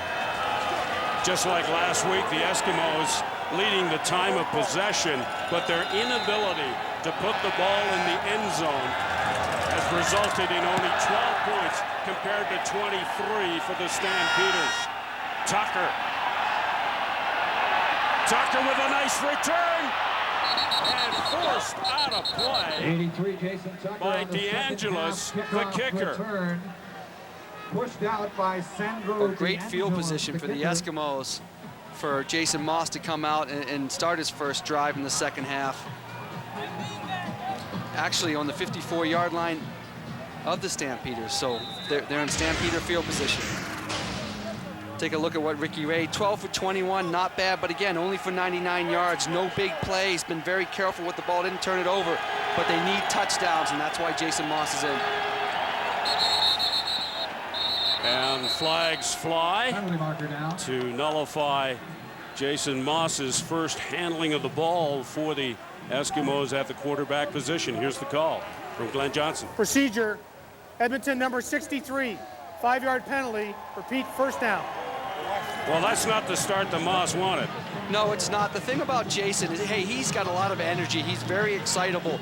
The one thing he's got to worry about, and the Eskimos have to worry about, hey, you got to calm down, relax, get into your rhythm. Don't get overly excited and get penalties and do that type of stuff. All those numbers coming from 2004. Moss fires his first pass complete to Troy Davis. And he was the favorite target of Ricky Ray in the first half. Yeah, if Jason is a little bit nervous, this is a nice pass to throw for your initial pass. Hit the swing pass. Hopefully Troy can make a move and pick up 5 or 10. It doesn't happen in this situation. Still leave him in a second and very long situation, but now we'll see. Now Ricky Ray wasn't throwing the ball 10, 15 yards upfield in these situations. Will Jason take that chance and throw a 15-yard in route? Second and 15. Ball on the 51-yard line. Moss from the shotgun, and again, I think we're going to get that same call. Well, it should be touched upon that he's a different quarterback. He has different cadence, different inflection of his voice when he's calling the cadence, and it's heard him twice. Procedure, Edmonton number 62, 5-yard penalty, repeat second down. Yeah, I think we get up top right here, jumping just a little bit early, and that's Bruce Beaton. And again, as you mentioned, most likely the cadence of Jason Moss is just a bit different than Ricky Ray's. The ball's at the 46. Second and 20 for Jason Moss and the Eskimos. And he had two receivers there. Neither one of them seemed to want the ball. Well, almost a catastrophe for Jason Moss. He threw into very tight coverage. George White almost steps in front of this one and takes it the other way. Again, he's throwing short. Oh, right through George White. If George White catches that, he's to the house. We get one more look at it. He's looking for Mookie Mitchell. Yeah, he's got two receivers in the same spot. Never a good thing. A lot of red surrounding him. Hey, it's his first series. It's a long game. A lot of football to be played. Fleming with the punt. Wilkins at the 30. Still on his feet. Crosses the midfield stripe. And forced out of bounds, just shy at the 50. A.J. Gass there to make the stop. A 36-yard return. The kicker on the tackle. So once again, Henry Burris will have excellent field position. We can take a look at Henry Burris' throwing in the first half. 5 for 7, 82 yards, 1 interception. Not Burris-like numbers, at least not what he did last week against the Eskimos. But yet he's done what it has taken to move this offense. They've run the ball extremely well, so they haven't had to depend on the passing game. The thing I like about this Calgary offense in that first half is the choice of weapons that Henry Burris was able to use. Reynolds, Stallings, all his receivers, everybody got a touch. We'll take a break with an Edmonton Eskimo down on the field. Stampeders lead 23-12. Taylor Inglis needing some help going off the field here. There's a Warrior. And speaking of Warriors, we want you to log on to cbc.ca/sport/football. You can vote in the second half for the player who you think showed the heart and determination of a Warrior. And we'll show you the winner in our post-game show. Kelly Wiltshire might get my nod as an early Warrior for the Edmonton Eskimos in this game. I'll tell you what, the special teams of the Stampeders, and Eric Tillman touched on halftime about field position. Terrence Wilkins may get a nod. They continually are having the big returns to put him in great field position to allow Henry Burris to operate. First and 10, Stampeders from the 51. Reynolds gets to the 40. Godfrey Reynolds, number 21, with a carry. This is more of the same, more of what they were successful with in the first half. Just kind of an off-tackle run with a lead blocker, kind of pick and choose your hole, and what a hole there. I mean, just huge. Joe Montfort has to run him down from the backside defensive end to make that play. Could have driven a bus through that hole. It was that big. As they measure, 26,799 in attendance here at McMahon Stadium this afternoon for this Scotiabank West Division semi. Well, again, they're in the second and short. A little more than inches this time. It might have to be a foot or two. So, I don't know. Quarterback sneak, you take a chance. Hey, you called for the QB sneak last time, and Burris surprised you by throwing to Stallings. And it was a big play in the first half, so whatever I say, they'll do the opposite. So I would go quarterback sneak again, so we'll see what they do. It's second down. Second down, and you saw how close it was. The ball just shy of the 41.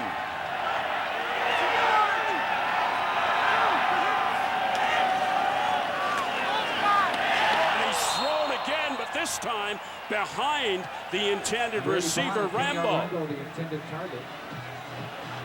Nice job. I like the play call, and they went play action. Again, taking a chance on this free play, this second and short. Good coverage by Malcolm Frank, but they had a chance, just a bit behind Rambo, as you said. They had him single side receiver on the weak side, which is the short side of the field, and they had one-on-one coverage with Malcolm Frank and tried to take advantage of it. Didn't get it. Now they'll go back and try to pick up the first down.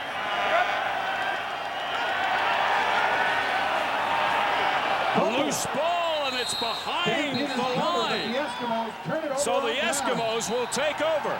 All right, I'm justified now, Steve. This is why I would go quarterback sneak on second and short, because you never know what's going to happen on third down. You get a bad snap, you get a good push by the Eskimo defense, and bang, you turn it over on downs. Here's a look at it right here. The ball gets loose. Doesn't really matter whether the Stampeders or the Eskimos jump on that because it's going to be 1st and 10 Eskimos no matter what. The gamble backfired for Henry Burris and the Stampeders. It is now 1st and 10 Eskimos from their own 42. Jason Moss at quarterback.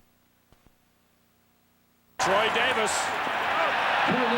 The flag goes down, but Davis is going nowhere. Great pursuit from that Calgary defense. Anytime the first tackler that gets to Troy Davis can make the stop. Offside, Calgary, number 53, 5-yard penalty, repeat, first down. I was going to say that's great defense, but now a big penalty, a big turnover by the Stampeders, and now a costly penalty to put the Eskimos in 1st and 5. The way things are going for Danny Machocha and the Eskimos, they'll take the yards any way they can get them. 1st and 5 now for Edmonton from the 47.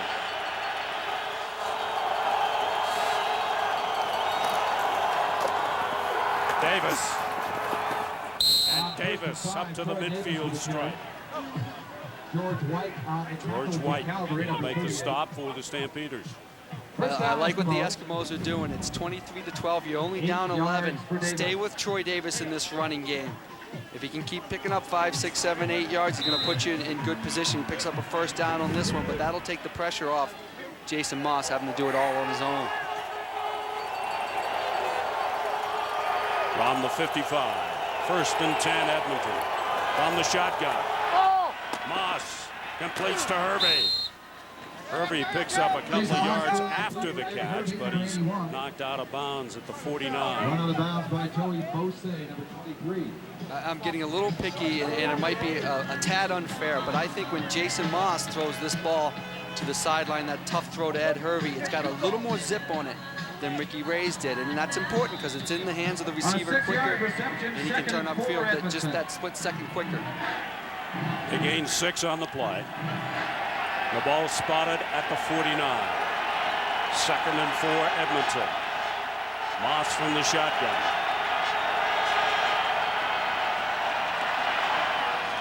Over the middle, Tucker is there. Moss throwing complete. Jason Tucker, number 83 with the catch. Brian Clark, not much of a difference of what they're utilizing to be effective to get the 1st downs. Again, over the middle versus that zone coverage. Tucker is sitting down, finding the soft spot, and just getting enough for the 1st down to move the chains. A gain of 6 for the Eskimos, 1st and 10. They pick up 6. At the Calgary 42. It is now 1st and 10. The ball at the 42-yard line. Going with double tight ends now. Davis, room outside. Davis dragged down at the 32. Close to 10 yards.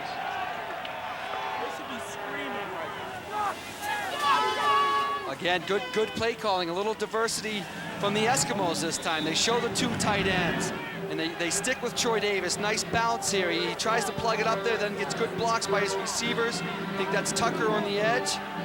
And hey, he picks up 9, maybe 10, maybe a 1st down. The guy, give credit to the guys up front for the Eskimos. Komisky, Lefsrud, and Beaton on the left side, giving Troy an opportunity to pick up almost 10 yards, just shy of the 1st down. A rocky start for Jason Moss to begin this 2nd half at quarterback, but now he's got him rolling.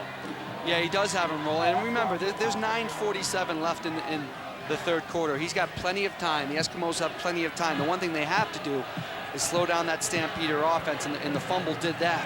But now, hey, take your time, run the football, do whatever it takes to punch in a touchdown. From the 32, 2nd down Eskimos. And Moss keeps it himself. The quarterback keeper has the Edmonton 1st down. Not making the mistake the Stampeders made on their last series. Yeah, not necessarily a mistake, but just not taking that chance. It's all right. We're moving the football. We've picked up 2 1st downs. Let's get our 3rd 1st down and keep it going. When it doesn't work, it's a mistake. Okay. Bad call before. I just like that. Hey, you got a chance to get the first down. If you don't get it on that one, you got one more chance to get it instead of throwing an incomplete pass and not getting the chance. 1st and 10, Eskimos again with a double tight end.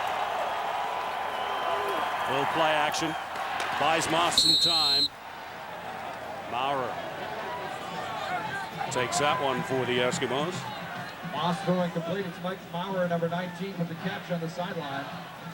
Nice job by Reinhardt, number 28 for the Stampeders. It was a good play fake, and Moss kind of comes out with a bootleg and had an option, but Reinhardt stayed home.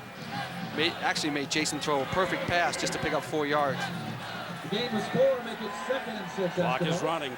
8:53 to play, 3rd quarter. Calgary up 23-12, but Eskimos moving. 2nd and 6 from the 27. Moss buys a little time by going outside and then throws incomplete. He was looking for Davis over the middle, but good coverage on Davis. Great coverage by the Stampeders secondary, and they've locked in man-to-man on this play. He doesn't have his first option. He's looking for his second option, but every white shirt you see in that picture are draped with a red jersey. Here's Bruce Rennie with an injury update on the Eskimos. Bruce? Thank you, Steve. Trevor Inglis has left the field on a golf cart with a right knee sprain. He is the long snapper for the Eskimos. Mike Maurer is in to do it now, so watch out. Thank you, Bruce. A field goal attempt from Sean Fleming. And Fleming continues to hit them. He has now hit 5. He has all the Eskimo points, but they still trail 23-15. Welcome back to the Scotiabank West Division semifinal here in Calgary. Sean Fleming, who has all the points for the Eskimos, kicking off following his 5th field goal. Wilkins trying to get out to the 35, stopped 2 or 3 yards short of that. I may be one of the few that remembers the last time Sean Fleming, well, I think Danny McManus may remember also. Last time he kicked 5 field goals in a playoff game, 1996 West Final. This comes under the heading of ancient history? Yeah, basically, and non-relevant to this football game. Yeah, thanks, Steve. But what is relevant is they finally kept Terrence Wilkins from having a big return, kept him inside the 30, and now they have to start on their own 27-yard line. 1st and 10, Stamps. They lead 23-15. We're in the 3rd quarter. They fake the pitch. Flag is down. Burris has time. Looking deep. Could be picked off. Should have been picked off. Burris looking deep. He was looking for Rambo well downfield. Kelly Wiltshire, number 31. It hung up too long. And Kelly Wiltshire got a touch of the ball but couldn't bring it down. Yeah, right through Kelly's hands. I bet he wish he had that one back. Someone is offsides. It looks like the Stamps were offsides. So if Kelly makes that interception, it would have held up. Offside, Calgary, number 85. Penalties decline. 2nd down. That's a no-brainer. Make him do it again. Sure, back him up. Yeah, it just jumps down below, right down there. Jump the gun a little bit. You know why he jumps the gun, too, because he knows he's got the deep route. He wants to beat the Eskimos secondary. 2nd and 10. Burris, lots of room. And he's looking deep. He's got a man open. Jermaine Copeland, wide open. Henry Burris, 80. Charlie Copeland.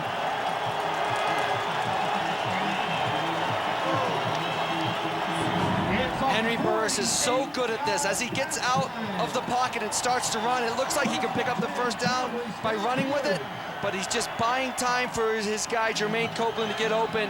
And again, Steve, the big play from this Calgary offense, whether it be through the air or rushing the football, they get yardage in big chunks. A 48-yard pickup for the Stampeders. Now 1st and 10 for the Eskimos, 34.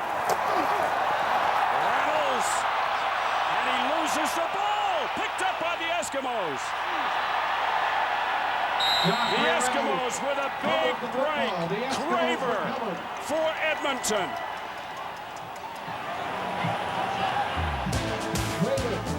Edmonton will have possession when we come back to Calgary.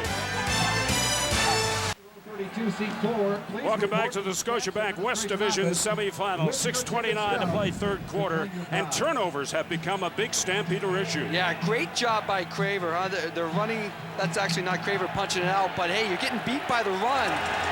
Donnie Brady comes up behind and does what he can. Hey, just punch that football out of there. And there's the 5th fumble of the day and the 2nd recovered by the Eskimos.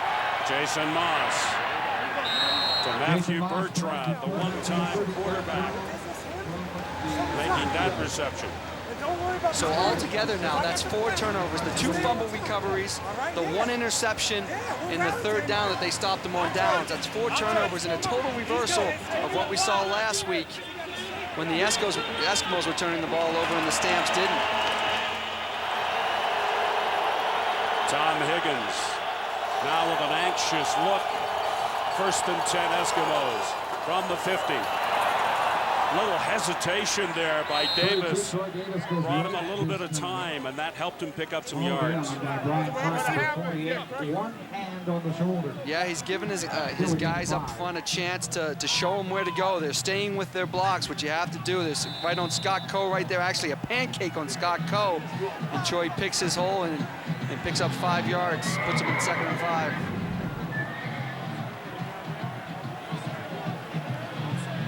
An injured Eskimo on the play. It looks like Bertrand shaken up.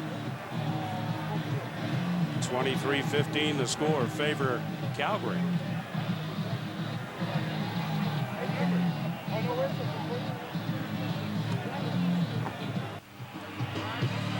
The man who calls the defensive shots for the Stampeders is Denny Crehan, and we have John Grace talking about Stamps' defensive strategy.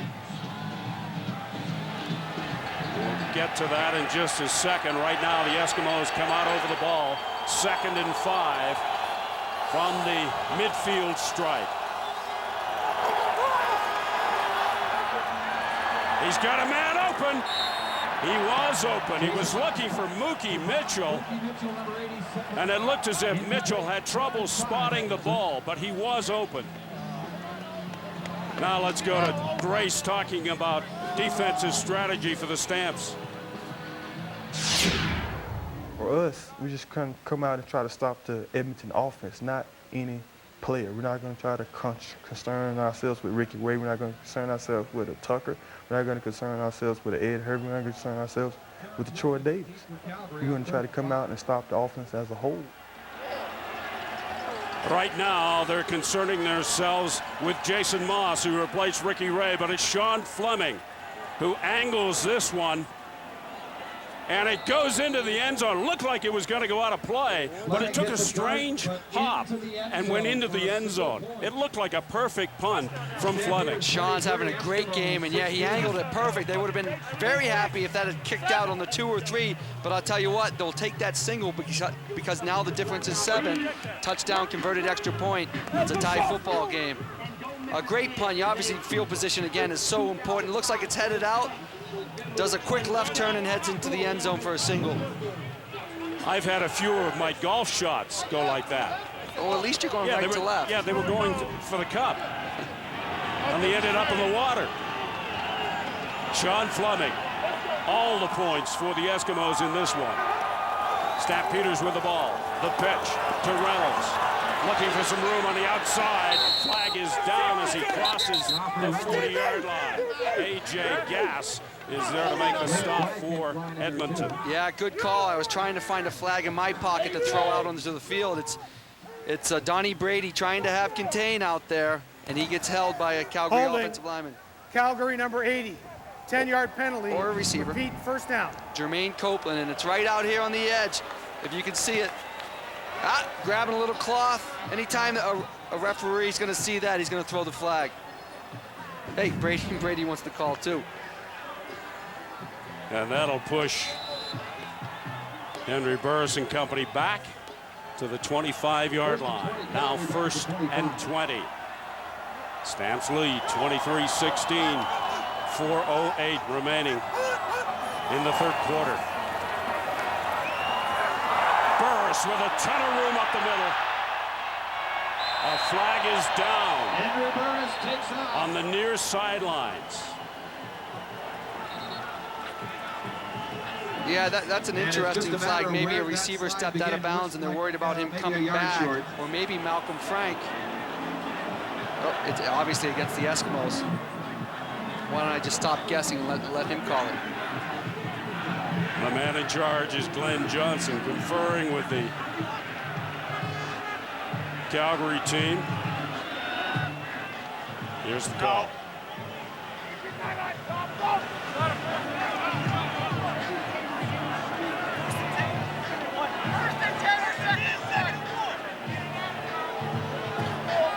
So they're going to have their choice to take the play, which would be 2nd and 1, or get the 10 yards and go 1st and 10. Illegal contact on a receiver. Edmonton number 10. That penalty's declined. 2nd down. You see Malcolm Frank one-on-one. They try a little out and up, and Malcolm Frank saying, I'm beat. I'm absolutely beat. I'm going to take him down and not give up the big play. The play was nowhere near him at that time. Yeah, but Henry had still stepped up in the pocket and could have thrown that football. So a good call. You have to make that call. Geez, a defensive back taking out a receiver down by the knees. Well, they needed 20 yards to move the markers. They got 19. Yeah, again, back to the point with Henry Burris. Whether it's throwing it or running for a 1st down, I mean, that's a backbreaker for the Eskimos. And here's an injury. Tim Fleiser bleeding on the field, and the policy in the CFL where he's got to come off until that is wrapped up and that stops bleeding. Good call. Safety first. Why not? Make sure those flesh wounds are covered. And the carpet here at McMahon we're seeing for the last time. The AstroTurf will be replaced at the end of the season. As you see, the Stampeders have learned from their 2nd and short as far as play action and throwing the football. Now, hey, they want to pick up 1st downs. They want to work the clock, keep the chains moving. Flies are getting worked on it, and of course, this has been in the news lately, right? Travis Smith from Saskatchewan, and players worried about someone else bleeding and getting it on them. So as soon as they see that, they get them off the field until that's taken care of and wrapped up properly. From the 45, 1st and 10 Stampeders. Stallings. What a great job he did on that play. He was stopped short of the midfield stripe, winds up just outside the 50. You just got to wonder how the Stamps get this much talent, this much depth. He's right there in the hole. He should have been tackled by number 92, Issa. But he breaks that arm tackle. It doesn't even break stride. Ends up picking up a 1st down. There's the chance right there. Greg Ferris talked about it at halftime. If they could tackle at the point of attack with the first chance they get, they could keep them to 2-yard gains. This time last week it was David Allen. This time it's Tony Stallings. Tony Stallings, number 34, that time he goes nowhere. Back to the line, maybe. That's about it. Yeah, maybe going to it once too often, and here the Eskimos get penetration. And of course, it doesn't hurt that Stallings slips a little bit. Was that Steve Charbonneau in there to make the tackle and actually lose half a yard, puts him in 2nd and 10. And they spot the ball, the Calgary side of the 51-yard line. 1:58 to play, 3rd quarter. Burris, time. Has a man open. Copeland, one of his favorite targets over the course of the regular season. From the beginning of that play until Henry Burris threw that football, Jermaine Copeland was wide open. And you'll see him coming across the field right here. He's going to slip into this hole.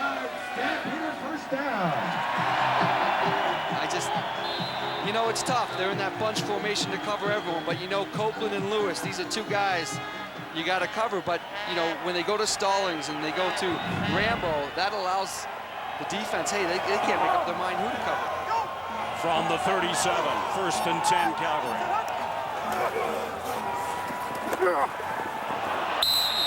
Reynolds slipping. Maybe that AstroTurf is getting a little slick. Here's Bruce Rainey with an update on the turf.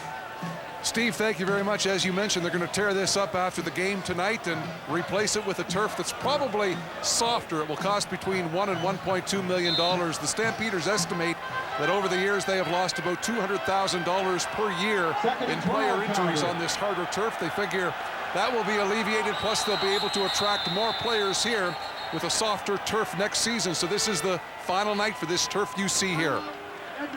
Only McMahon and the Big O remain with AstroTurf. That's right. Edmonton, of course, the natural surface they have at Commonwealth Stadium. But yeah, this is a thing of the past.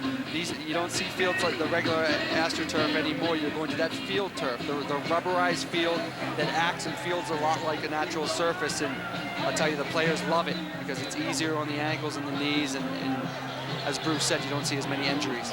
It's made all the difference at BC Place Stadium in Vancouver, where the Western Final is next week. They're playing on that new surface, and they love it. Yeah, here's Joffrey Reynolds on the last trip, and I got to tell you, he looks a little, he's slipping a little bit, which may have something to do. He looked a little tired. You know, he's been carrying the bulk of the work as far as rushing the football. Looks a little tired on that run. From the 39, and Burris slips.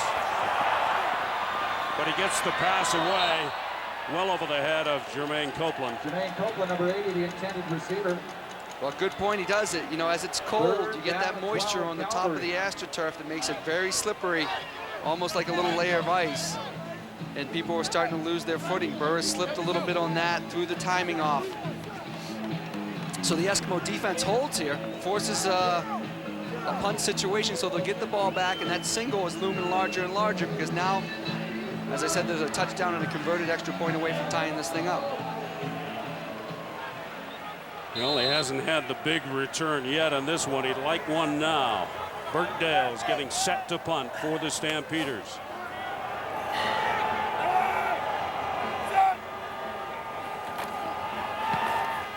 He's going to angle it. And it goes out of bounds. Not a bad punt from Burt Dale's. Negating any kind of a kick return. There are those who suggest perhaps that should be outlawed. Yeah, well, this one I understand so much. It's kind of the coffin corner kick. You're trying to pin it. To me, that takes a lot of talent. And they say anytime you get it in between the 20 and the 10, okay, you've done your job. Inside the 10, you've done a great job. Goes out of bounds outside the 20, you got to get working on it. You got to do a little bit better. This one ends up at the 17. So-so job, not bad. Bad field position for the Eskimos to start. Only a 22-yarder. 1st and 10 Eskimos from their own 17. Davis. Troy Davis with the carry.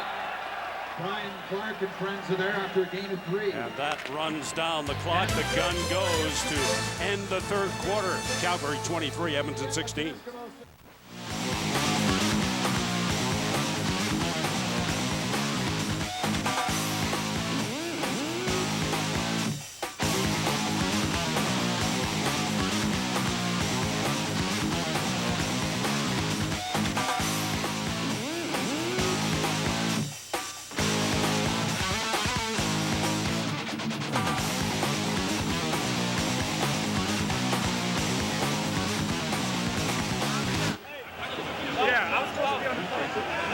Steve Armitage along with Darren Flutie and Bruce Rainey down on the sidelines. Good to have you with us. Hope you're enjoying this Scotiabank West Division semifinal from Calgary.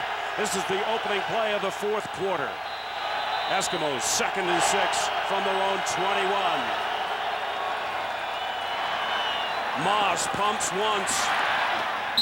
Mason Moss has a reception. Finds Davis. First down marker. That was a big play right there. We'll see where they spot it. But here's the 3rd quarter stats. First down starting to even up. Total yards, it's just crushed by the Stampeders. But turnovers have kept them in the game. And we've mentioned all along, it's a flip of what happened last week. The Eskimos have been able to create 4 turnovers. 2 on fumbles, 1 an interception, and 1 on downs. And they've actually popped the ball loose 3 other times and weren't able to recover it. Okay, Coach. What do you do now? I'll tell you what, I punt. There's 14:42 left in the game. It's a long yard. I punt it away. Uh-oh. This is, to this point, the play of the game, Steve, right here. A gamble from the rookie head coach, Danny Machocha. A couple things. Look for them maybe to draw them off sides on this play, but if not, this is a huge, huge play in this football game. 3rd and less than 1 for the Eskimos.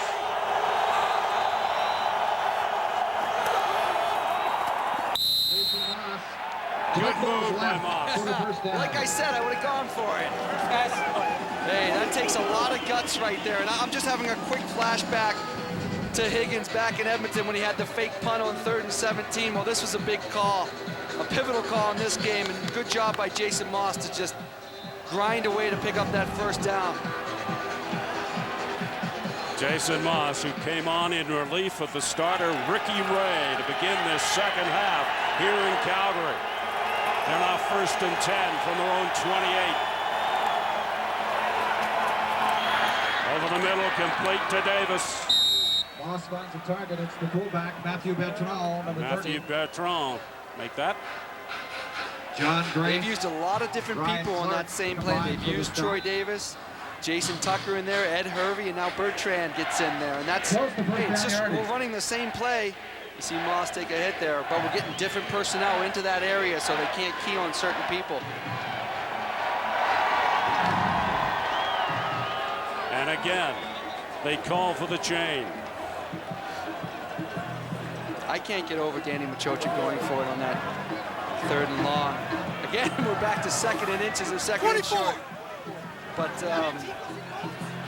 this is a good situation to be in, not as opposed to the 3rd and short where you either punt or go for it.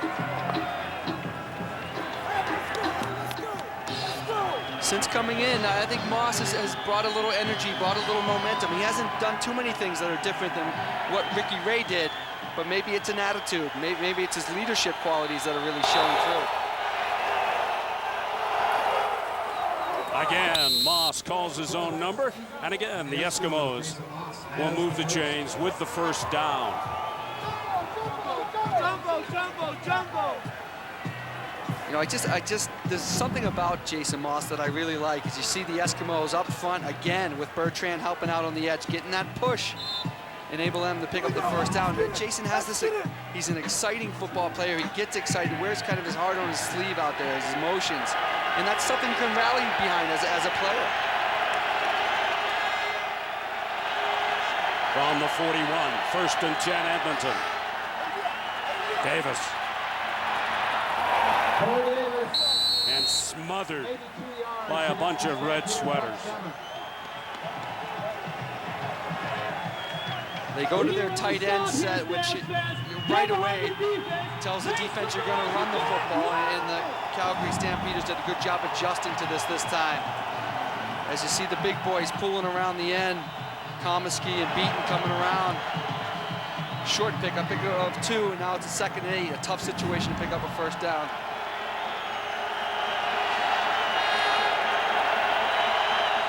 This will be as big, if not bigger, than the 3rd and 1 gamble. 2nd and 8. Moss airs it out. He's got a man open. First down, Trevor Gaylor. Trevor Gaylor, number 85, finds the soft spot.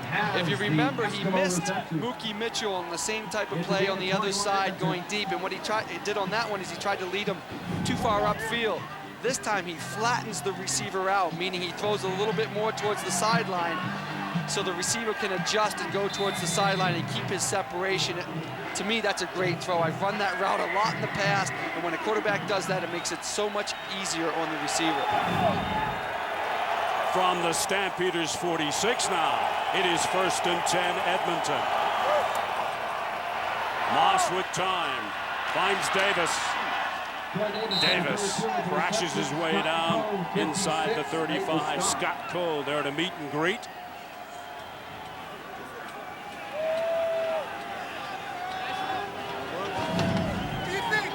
Jason now he's gone upfield a little bit, and now it's time, hey, to dump it off to your back. Let him do the work. They're showing that diversity that we've seen from Calgary the whole football game offensively. And I think a lot has to do with Jason Moss being at the helm, and he seems very confident, very under control. I mean, it's the type of I've been there, done that attitude that he has. First and 10 from the 36. Ninth play of this drive for Edmonton.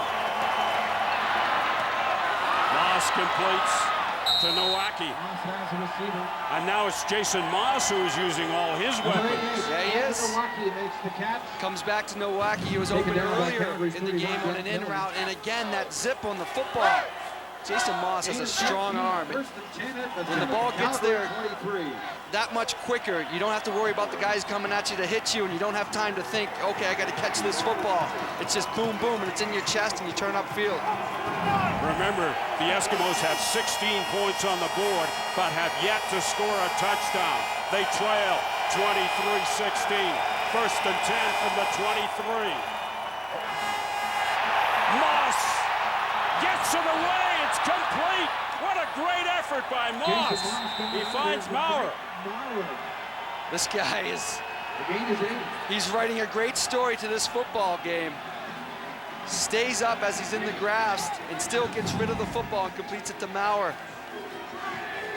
That's George White coming off the edge, 113 tackles, couldn't make that one. Gets it off to Maurer, and now they got a second and 2. The question is, was he in the grasp? You know, to be in the grasp in the CFL, you have to stop the runner's forward momentum. And Jason Moss was still moving, still able to go forward. So I think a good no whistle on that one. From the 15, second and 2. Davis, who else?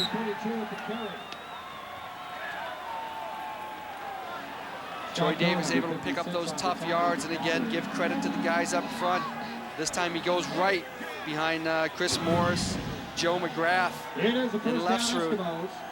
Cuts it back to the right and has a big, big hole over there. Davis, 71 yards to this point in the game on 12 carries. From the 12-yard line, first and 10, Edmonton.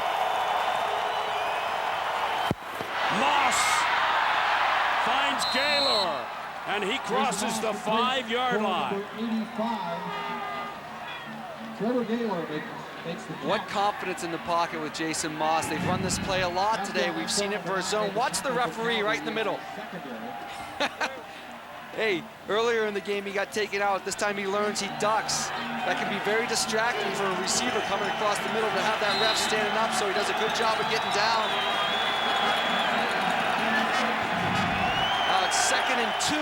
They only need to pick up 2 yards for the first down, but they're on the 5-yard line.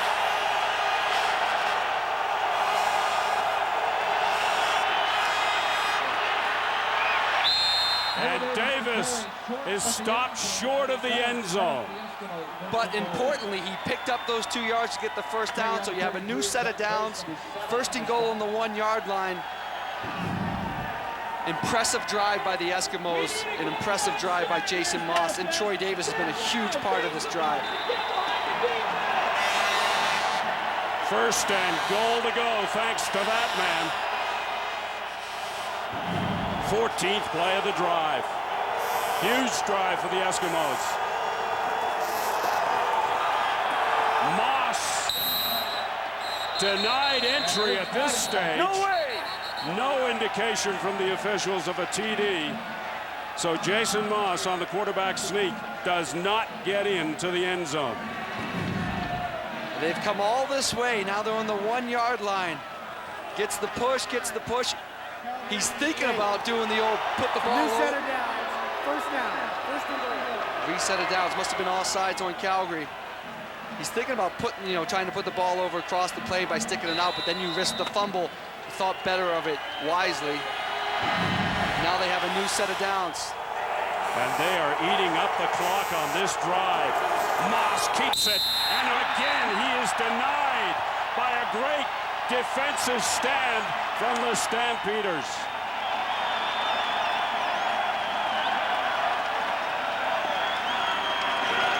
This is going to force the Eskimos to make a decision. All right, if we're getting stuff like this on quarterback sneaks, we got to go into a regular offensive set and either hand it off to Troy Davis or throw the ball out of the set, and from that set, anything can happen.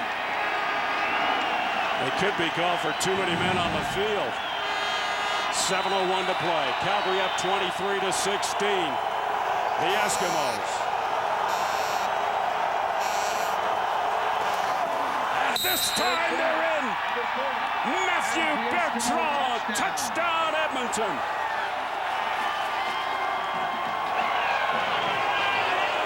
That is one of the best drives, touchdown drives, I have ever seen in a Canadian Football League game, let alone a playoff game with everything at stake. Here's the play to cap off the drive. It's just a straight dive right up the middle, right where they got stuffed on those quarterback sneaks. This time they get the push up front to get it into the end zone. This may go back to that decision that Danny Machocha made to start Jason Moss at the beginning of the second half and pull Ricky Ray. Oh my! It's good, but it was oh so close. It should be automatic for Sean Fleming, but there was a miscue on the snap, but they get the point. We're tied at 23. Well, there's Jason Moss. He just led his offense to a 16-play, 93-yard touchdown drive. But watch him, he's a little tired, huh? The extra point. He almost forgot how to do his duties as a holder for the extra point. But fortunately, Sean Fleming was able to regroup and get that through. I mean, what a drive he led. 93-yard drive, 8:40 time of possession. And has Jason Moss made a difference in this game, Steve, you think? A huge difference. Now let's see what Calgary can do. Not bad field position set up by Wilkins. Don't go away, folks. We are tied at 23 with 6:27 to play, fourth quarter. Welcome back to Calgary. 6:27 to play, fourth quarter. We're tied at 23. In BC, Wally Buono and the BC Lions must have had their Stampeder tapes out. Now they've got the Eskimo tapes out. They don't know which team they're going to meet in the final, and neither do we. Burris with some good play action. Buys some time. He's got a man open. It is Jenkins. Oh, is he open? Great play fake by Henry Burris. Hey, they come back out after Edmonton with a remarkable drive, and they come right back at you. That's the type of guy Henry Burris is. That's the offensive philosophy of these Stampeders, and what a well-thrown football by Henry Burris. It's a gain of 35. A 35-yard pickup. First and 10, Calgary.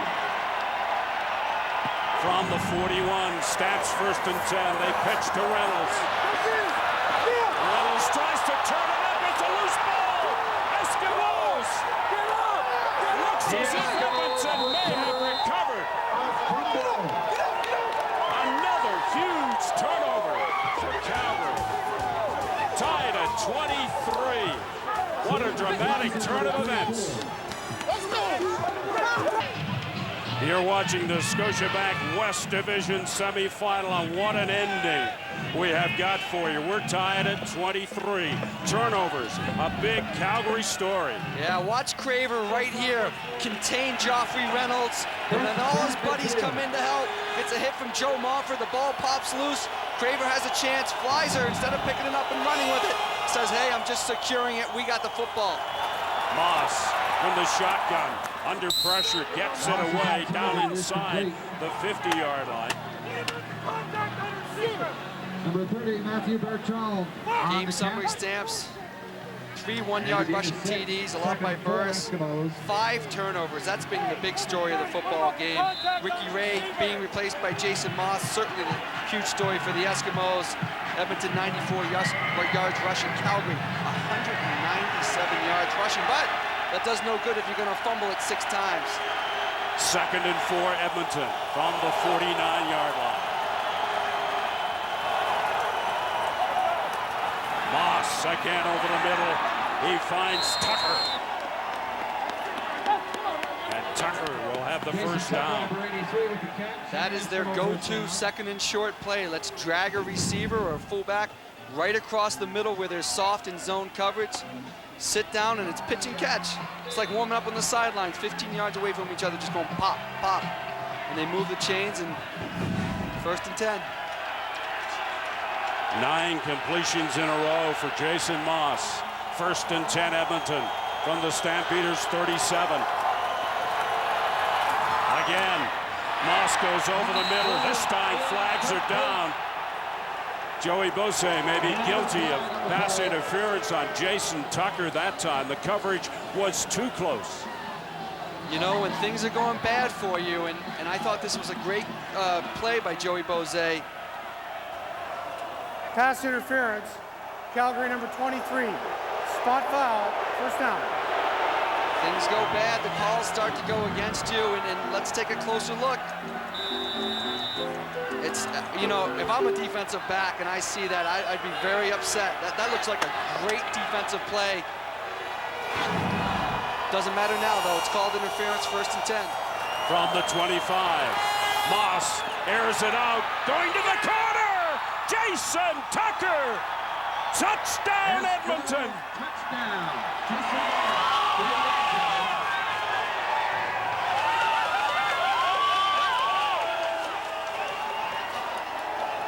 They looked like they were dead and buried in the first half. Jason Moss comes in, they start moving the football, they score their first touchdown, and now he throws a seed on a corner route where Jason Tucker didn't really give him all that much room on the sideline, but he fires it in there. Great throw, nice route by Jason.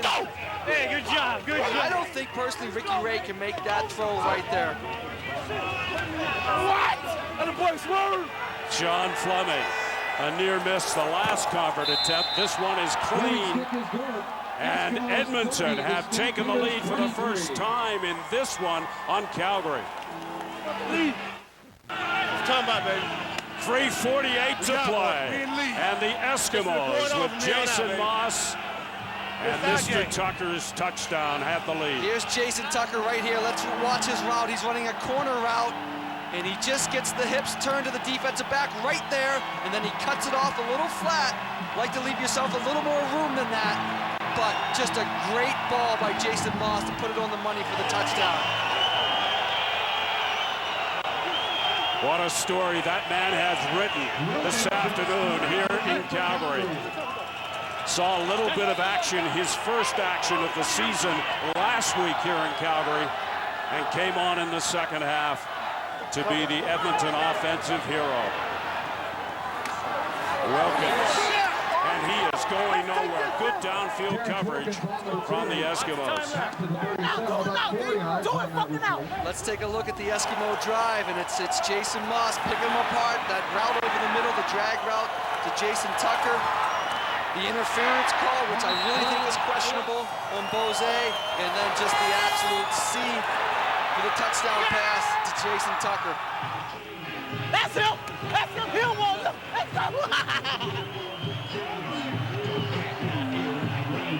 All right, now the spotlight shifts to Henry Burris, and see what he can do. 3:45 to play, fourth quarter. Calgary down by 7. 30-23 at stake. A berth in the CFL's Western Final in BC next Sunday against the Lions. Still to be determined. Will it be the Stampeders or the Eskimos? And right now, the Eskimos are in the driver's seat.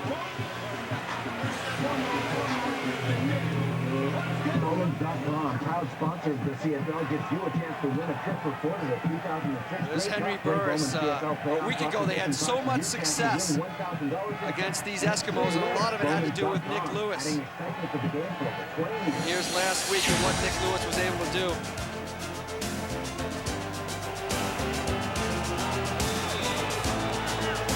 And before that game, he said that he would destroy the Eskimos secondary.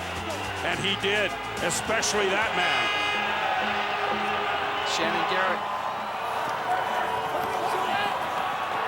Burris buys some time, and he finds a man! Tripped up at the 40-yard line. Rambo with a clutch reception for the Stampeders. Boy, if you think you can count these Stampeders out in Henry Burris, you're mistaken, because they've moved the ball at will, and this is a sensational job of Burris stepping up out of the reach of Joe Mofford and just throwing a great ball. Throws it behind Rambo so he's able to come back and make the play. Boy, that ball is on the money. This is where Burris thrives. Now, these situations, he rises up and plays his best football. Clock is running, 2:52 to play. The ball at the 39-yard line of the Eskimos. Burris under siege and is dropped. Joe Montford. Number 53. Montford did this last play, but just out of the reach. 30-23, Eskimos lead, 2:45 to play. Their team is on top by 7, but the Stampeders have the football with 2:45 to play. 2nd and 15 for Henry Burris and the Stampeders from the 44 of Edmonton. Burris with time, and he underthrows his intended receiver. Burris pass goes incomplete. Well, this is the story of the game.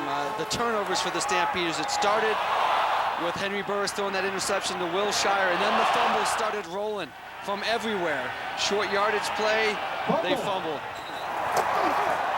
There's a great job by Donnie Brady punching the ball out to Craver, and then the last one, which was the most devastating, Tim Fleiser jumps on it, secures it, and that led to the Eskimo go-ahead touchdown. And now it is pressure time for Sandro DeAngelis from the 52.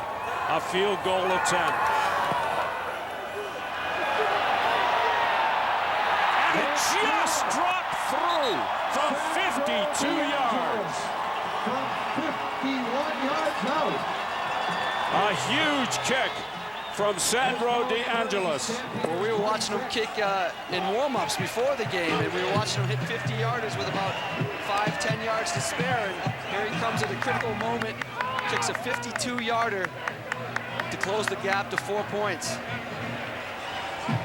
Let's make some noise for the defense there. Still, though, they need a touchdown to overcome this deficit. So, yeah, they get the 3 points, but it all falls on the Eskimos. If they're able to move the football like they have been and take a lot of time off that clock, they can seal the game with a nice long drive right now. This is what they got Troy Davis for. Ball control late in the game. Great point, and he's been doing it well today, running the football extremely well. 2:30 to play. 1st and 10 Eskimos from their own 35. They lead by 4.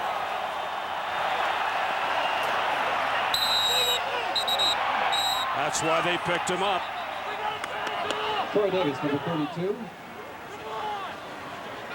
And let's go back to Mr. Flutie's game notes. Edmonton game notes. Yeah, I don't even know where these fall. Back to the future. Edmonton, you need big plays. Well, Jason Moss has been the catalyst for the big plays. 15, 18, 146 yards. He's been huge.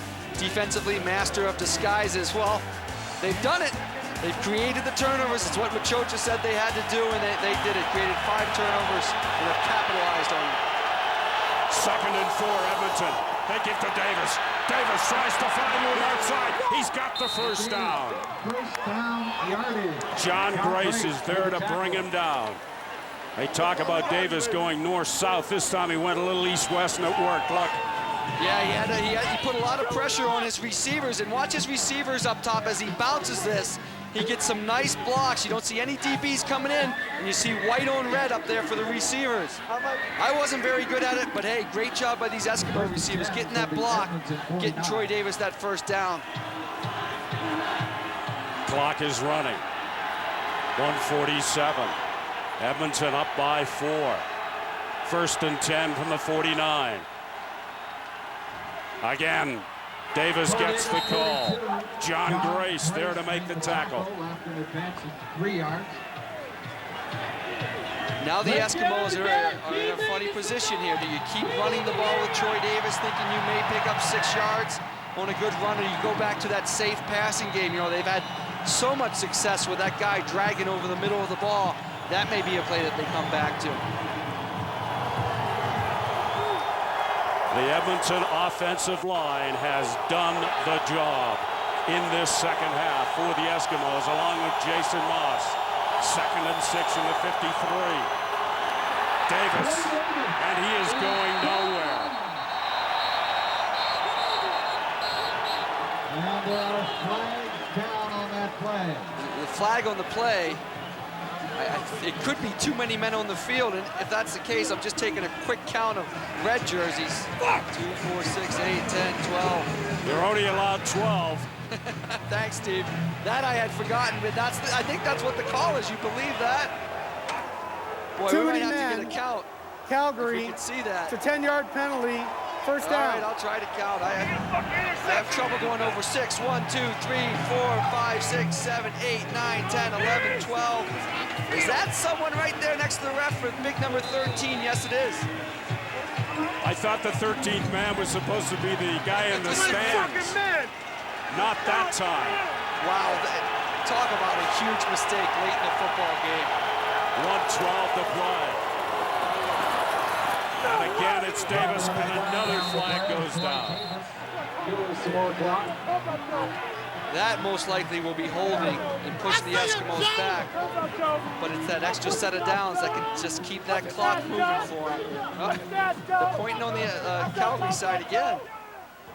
Major foul. Face mask. Steve, Calgary number 38. It's a 15-yard penalty. First down. Too many men, and now a face mask at this stage in the game. Great call. You see it right there. No question. He grabbed the face mask. Come on, defense! Critical penalties late in the football game may prevent Calgary from getting a chance to take the lead and winning this football game. 1:07 to play. First and 10 Eskimos from the Stampeders 29-yard line. Edmonton lead by 4. Davis. And again, John Grace there to make the stop. Let's take a look at the Calgary game notes. Yeah, for Calgary, regarding Henry, as Henry goes, so goes the Stamps. Well, he struggled a little bit. Only 9 completions. They had to run the ball a lot more than they usually do. Defensively, a bunch of bad boys, but they allowed 18 points in the second half, and this second half has just been the doom. And late in the second half, 2 huge penalties. Too many men on the field, which is just an unacceptable penalty. And then the major face mask penalty. One came out. Obviously, Cole stayed on the field. We did not get him out. Must be Cole. So he's saying Scott Coe stayed on the field when they were putting a situation defense where he was supposed to come out. It's got to be in conjunction with the 20-second clock.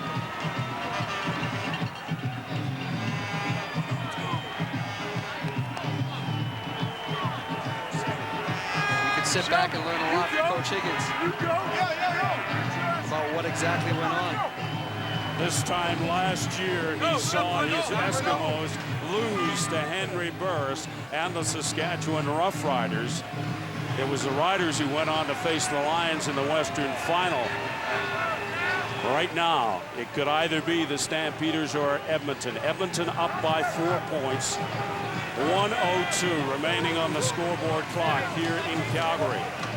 Edmonton with a better record against BC over the course of the regular season. Calgary beaten twice by the Lions. Now they're in a 2nd and 8, but it's a totally different situation here. I don't think you want to take a chance with throwing the football at all. Maybe get it to the middle of the field where Sean Fleming can convert a field goal.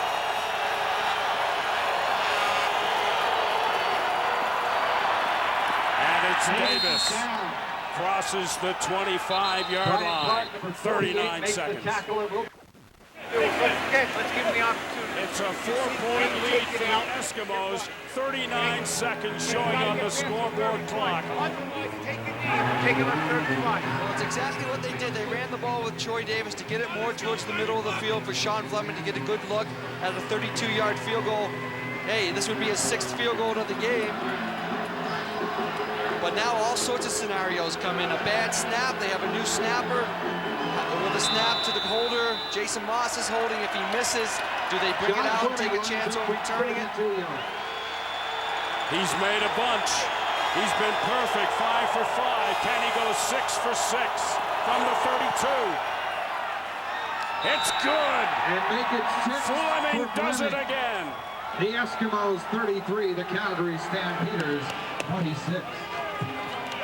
A lot of things have gone right today and have been different than they were a week ago when these two teams played last week, and Sean Fleming is certainly different from last week. 0 for 2 last week, 7 for 7 today. No, excuse me, 6 for 6 today. Responsible for 18 points. Boy, Danny Machocha, he's not too happy there, Steve, is he? Nice hold, laces out, just like Ace Ventura. And just like it's diagrammed for the kicker, get those laces out of the way.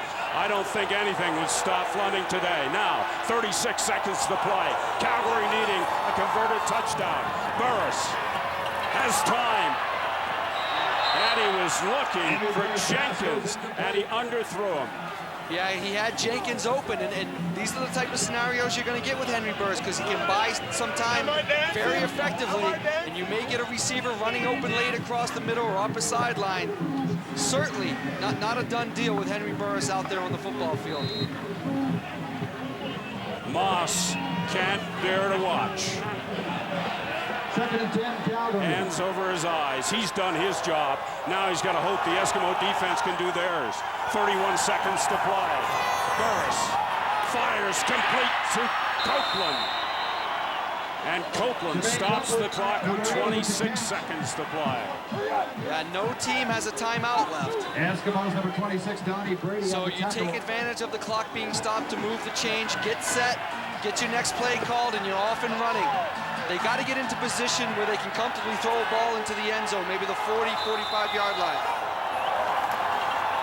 Burris with time has his man, Marte Jenkins. But again, the clock is running. It stops at 18 seconds. Stops to move the chains when they set the ball. The ref will blow the play in, and then the clock will start again. Good job by the Stampeders getting ready, getting up to the ball. 33-26 the score. The clock is running. Burris and fires that one out of play with 12 seconds to play. It's 2nd and 10, Calgary. You're at the 37-yard line. You can certainly throw the ball into the end zone, but it's more of a Hail Mary type scenario. If you complete one pass and get out of bounds around the 25, 30, 20-yard line, your options become a lot better as to what plays you can call to get into the end zone. So 2 more plays, maybe. 12 seconds remaining on the clock. Edmonton up 33-26. Burris from the shotgun, and there's movement by the Eskimos. Flags are down. Every yard helps. If you draw them all sides and get 5 yards, it's 5 yards closer to the destination you need. Offside, Edmonton number 98. 5-yard penalty, each second down.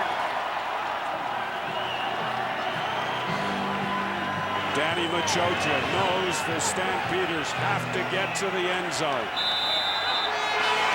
Burris from the shotgun, 12 seconds to play. Burris goes deep, up the middle, it's picked off! The Eskimos with another turnover. It is Kelly Wiltshire with the interception.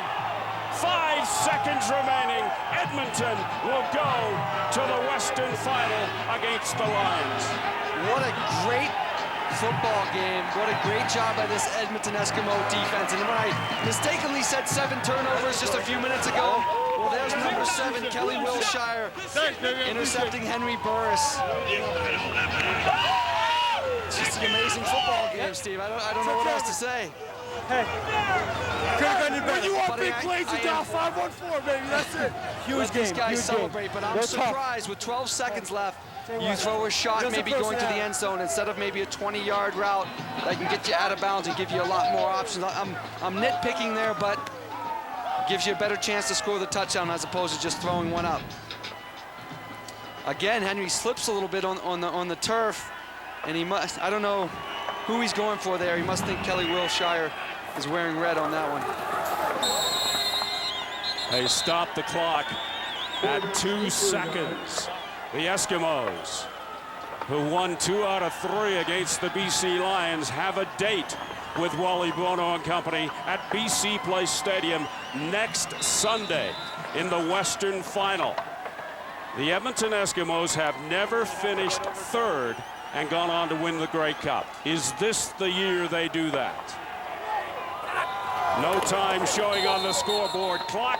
And this one is over. The Eskimos defeat the Calgary Stampeders 33-26 in an unbelievable second half when Jason Moss came in relief of Ricky Ray. Yeah, no, I don't think anyone really gave the Eskimos a chance to win this football game except for the Eskimos themselves, and certainly Jason Moss is a huge reason they won this football game. It's between Jason and those 7 turnovers. Here's Bruce Rainey.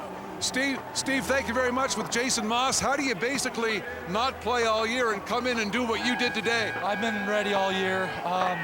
Tried to reiterate that to everyone. You know, this is a great team effort right here, and I'm just thankful that we got a victory. At halftime, was there any doubt in your room that you could come back? No, and basically Danny came up to me and said I was going to go in. I just had to have confidence in this team, not just in myself. But never was there a doubt that I thought we could come back. I want to say hi to my wife and my kid and my parents at home. Thank you. Jason, good luck next week. Thank you. Thank you very much. The Eskimos winners here in Calgary, 33-26. We'll wrap it up in just a moment.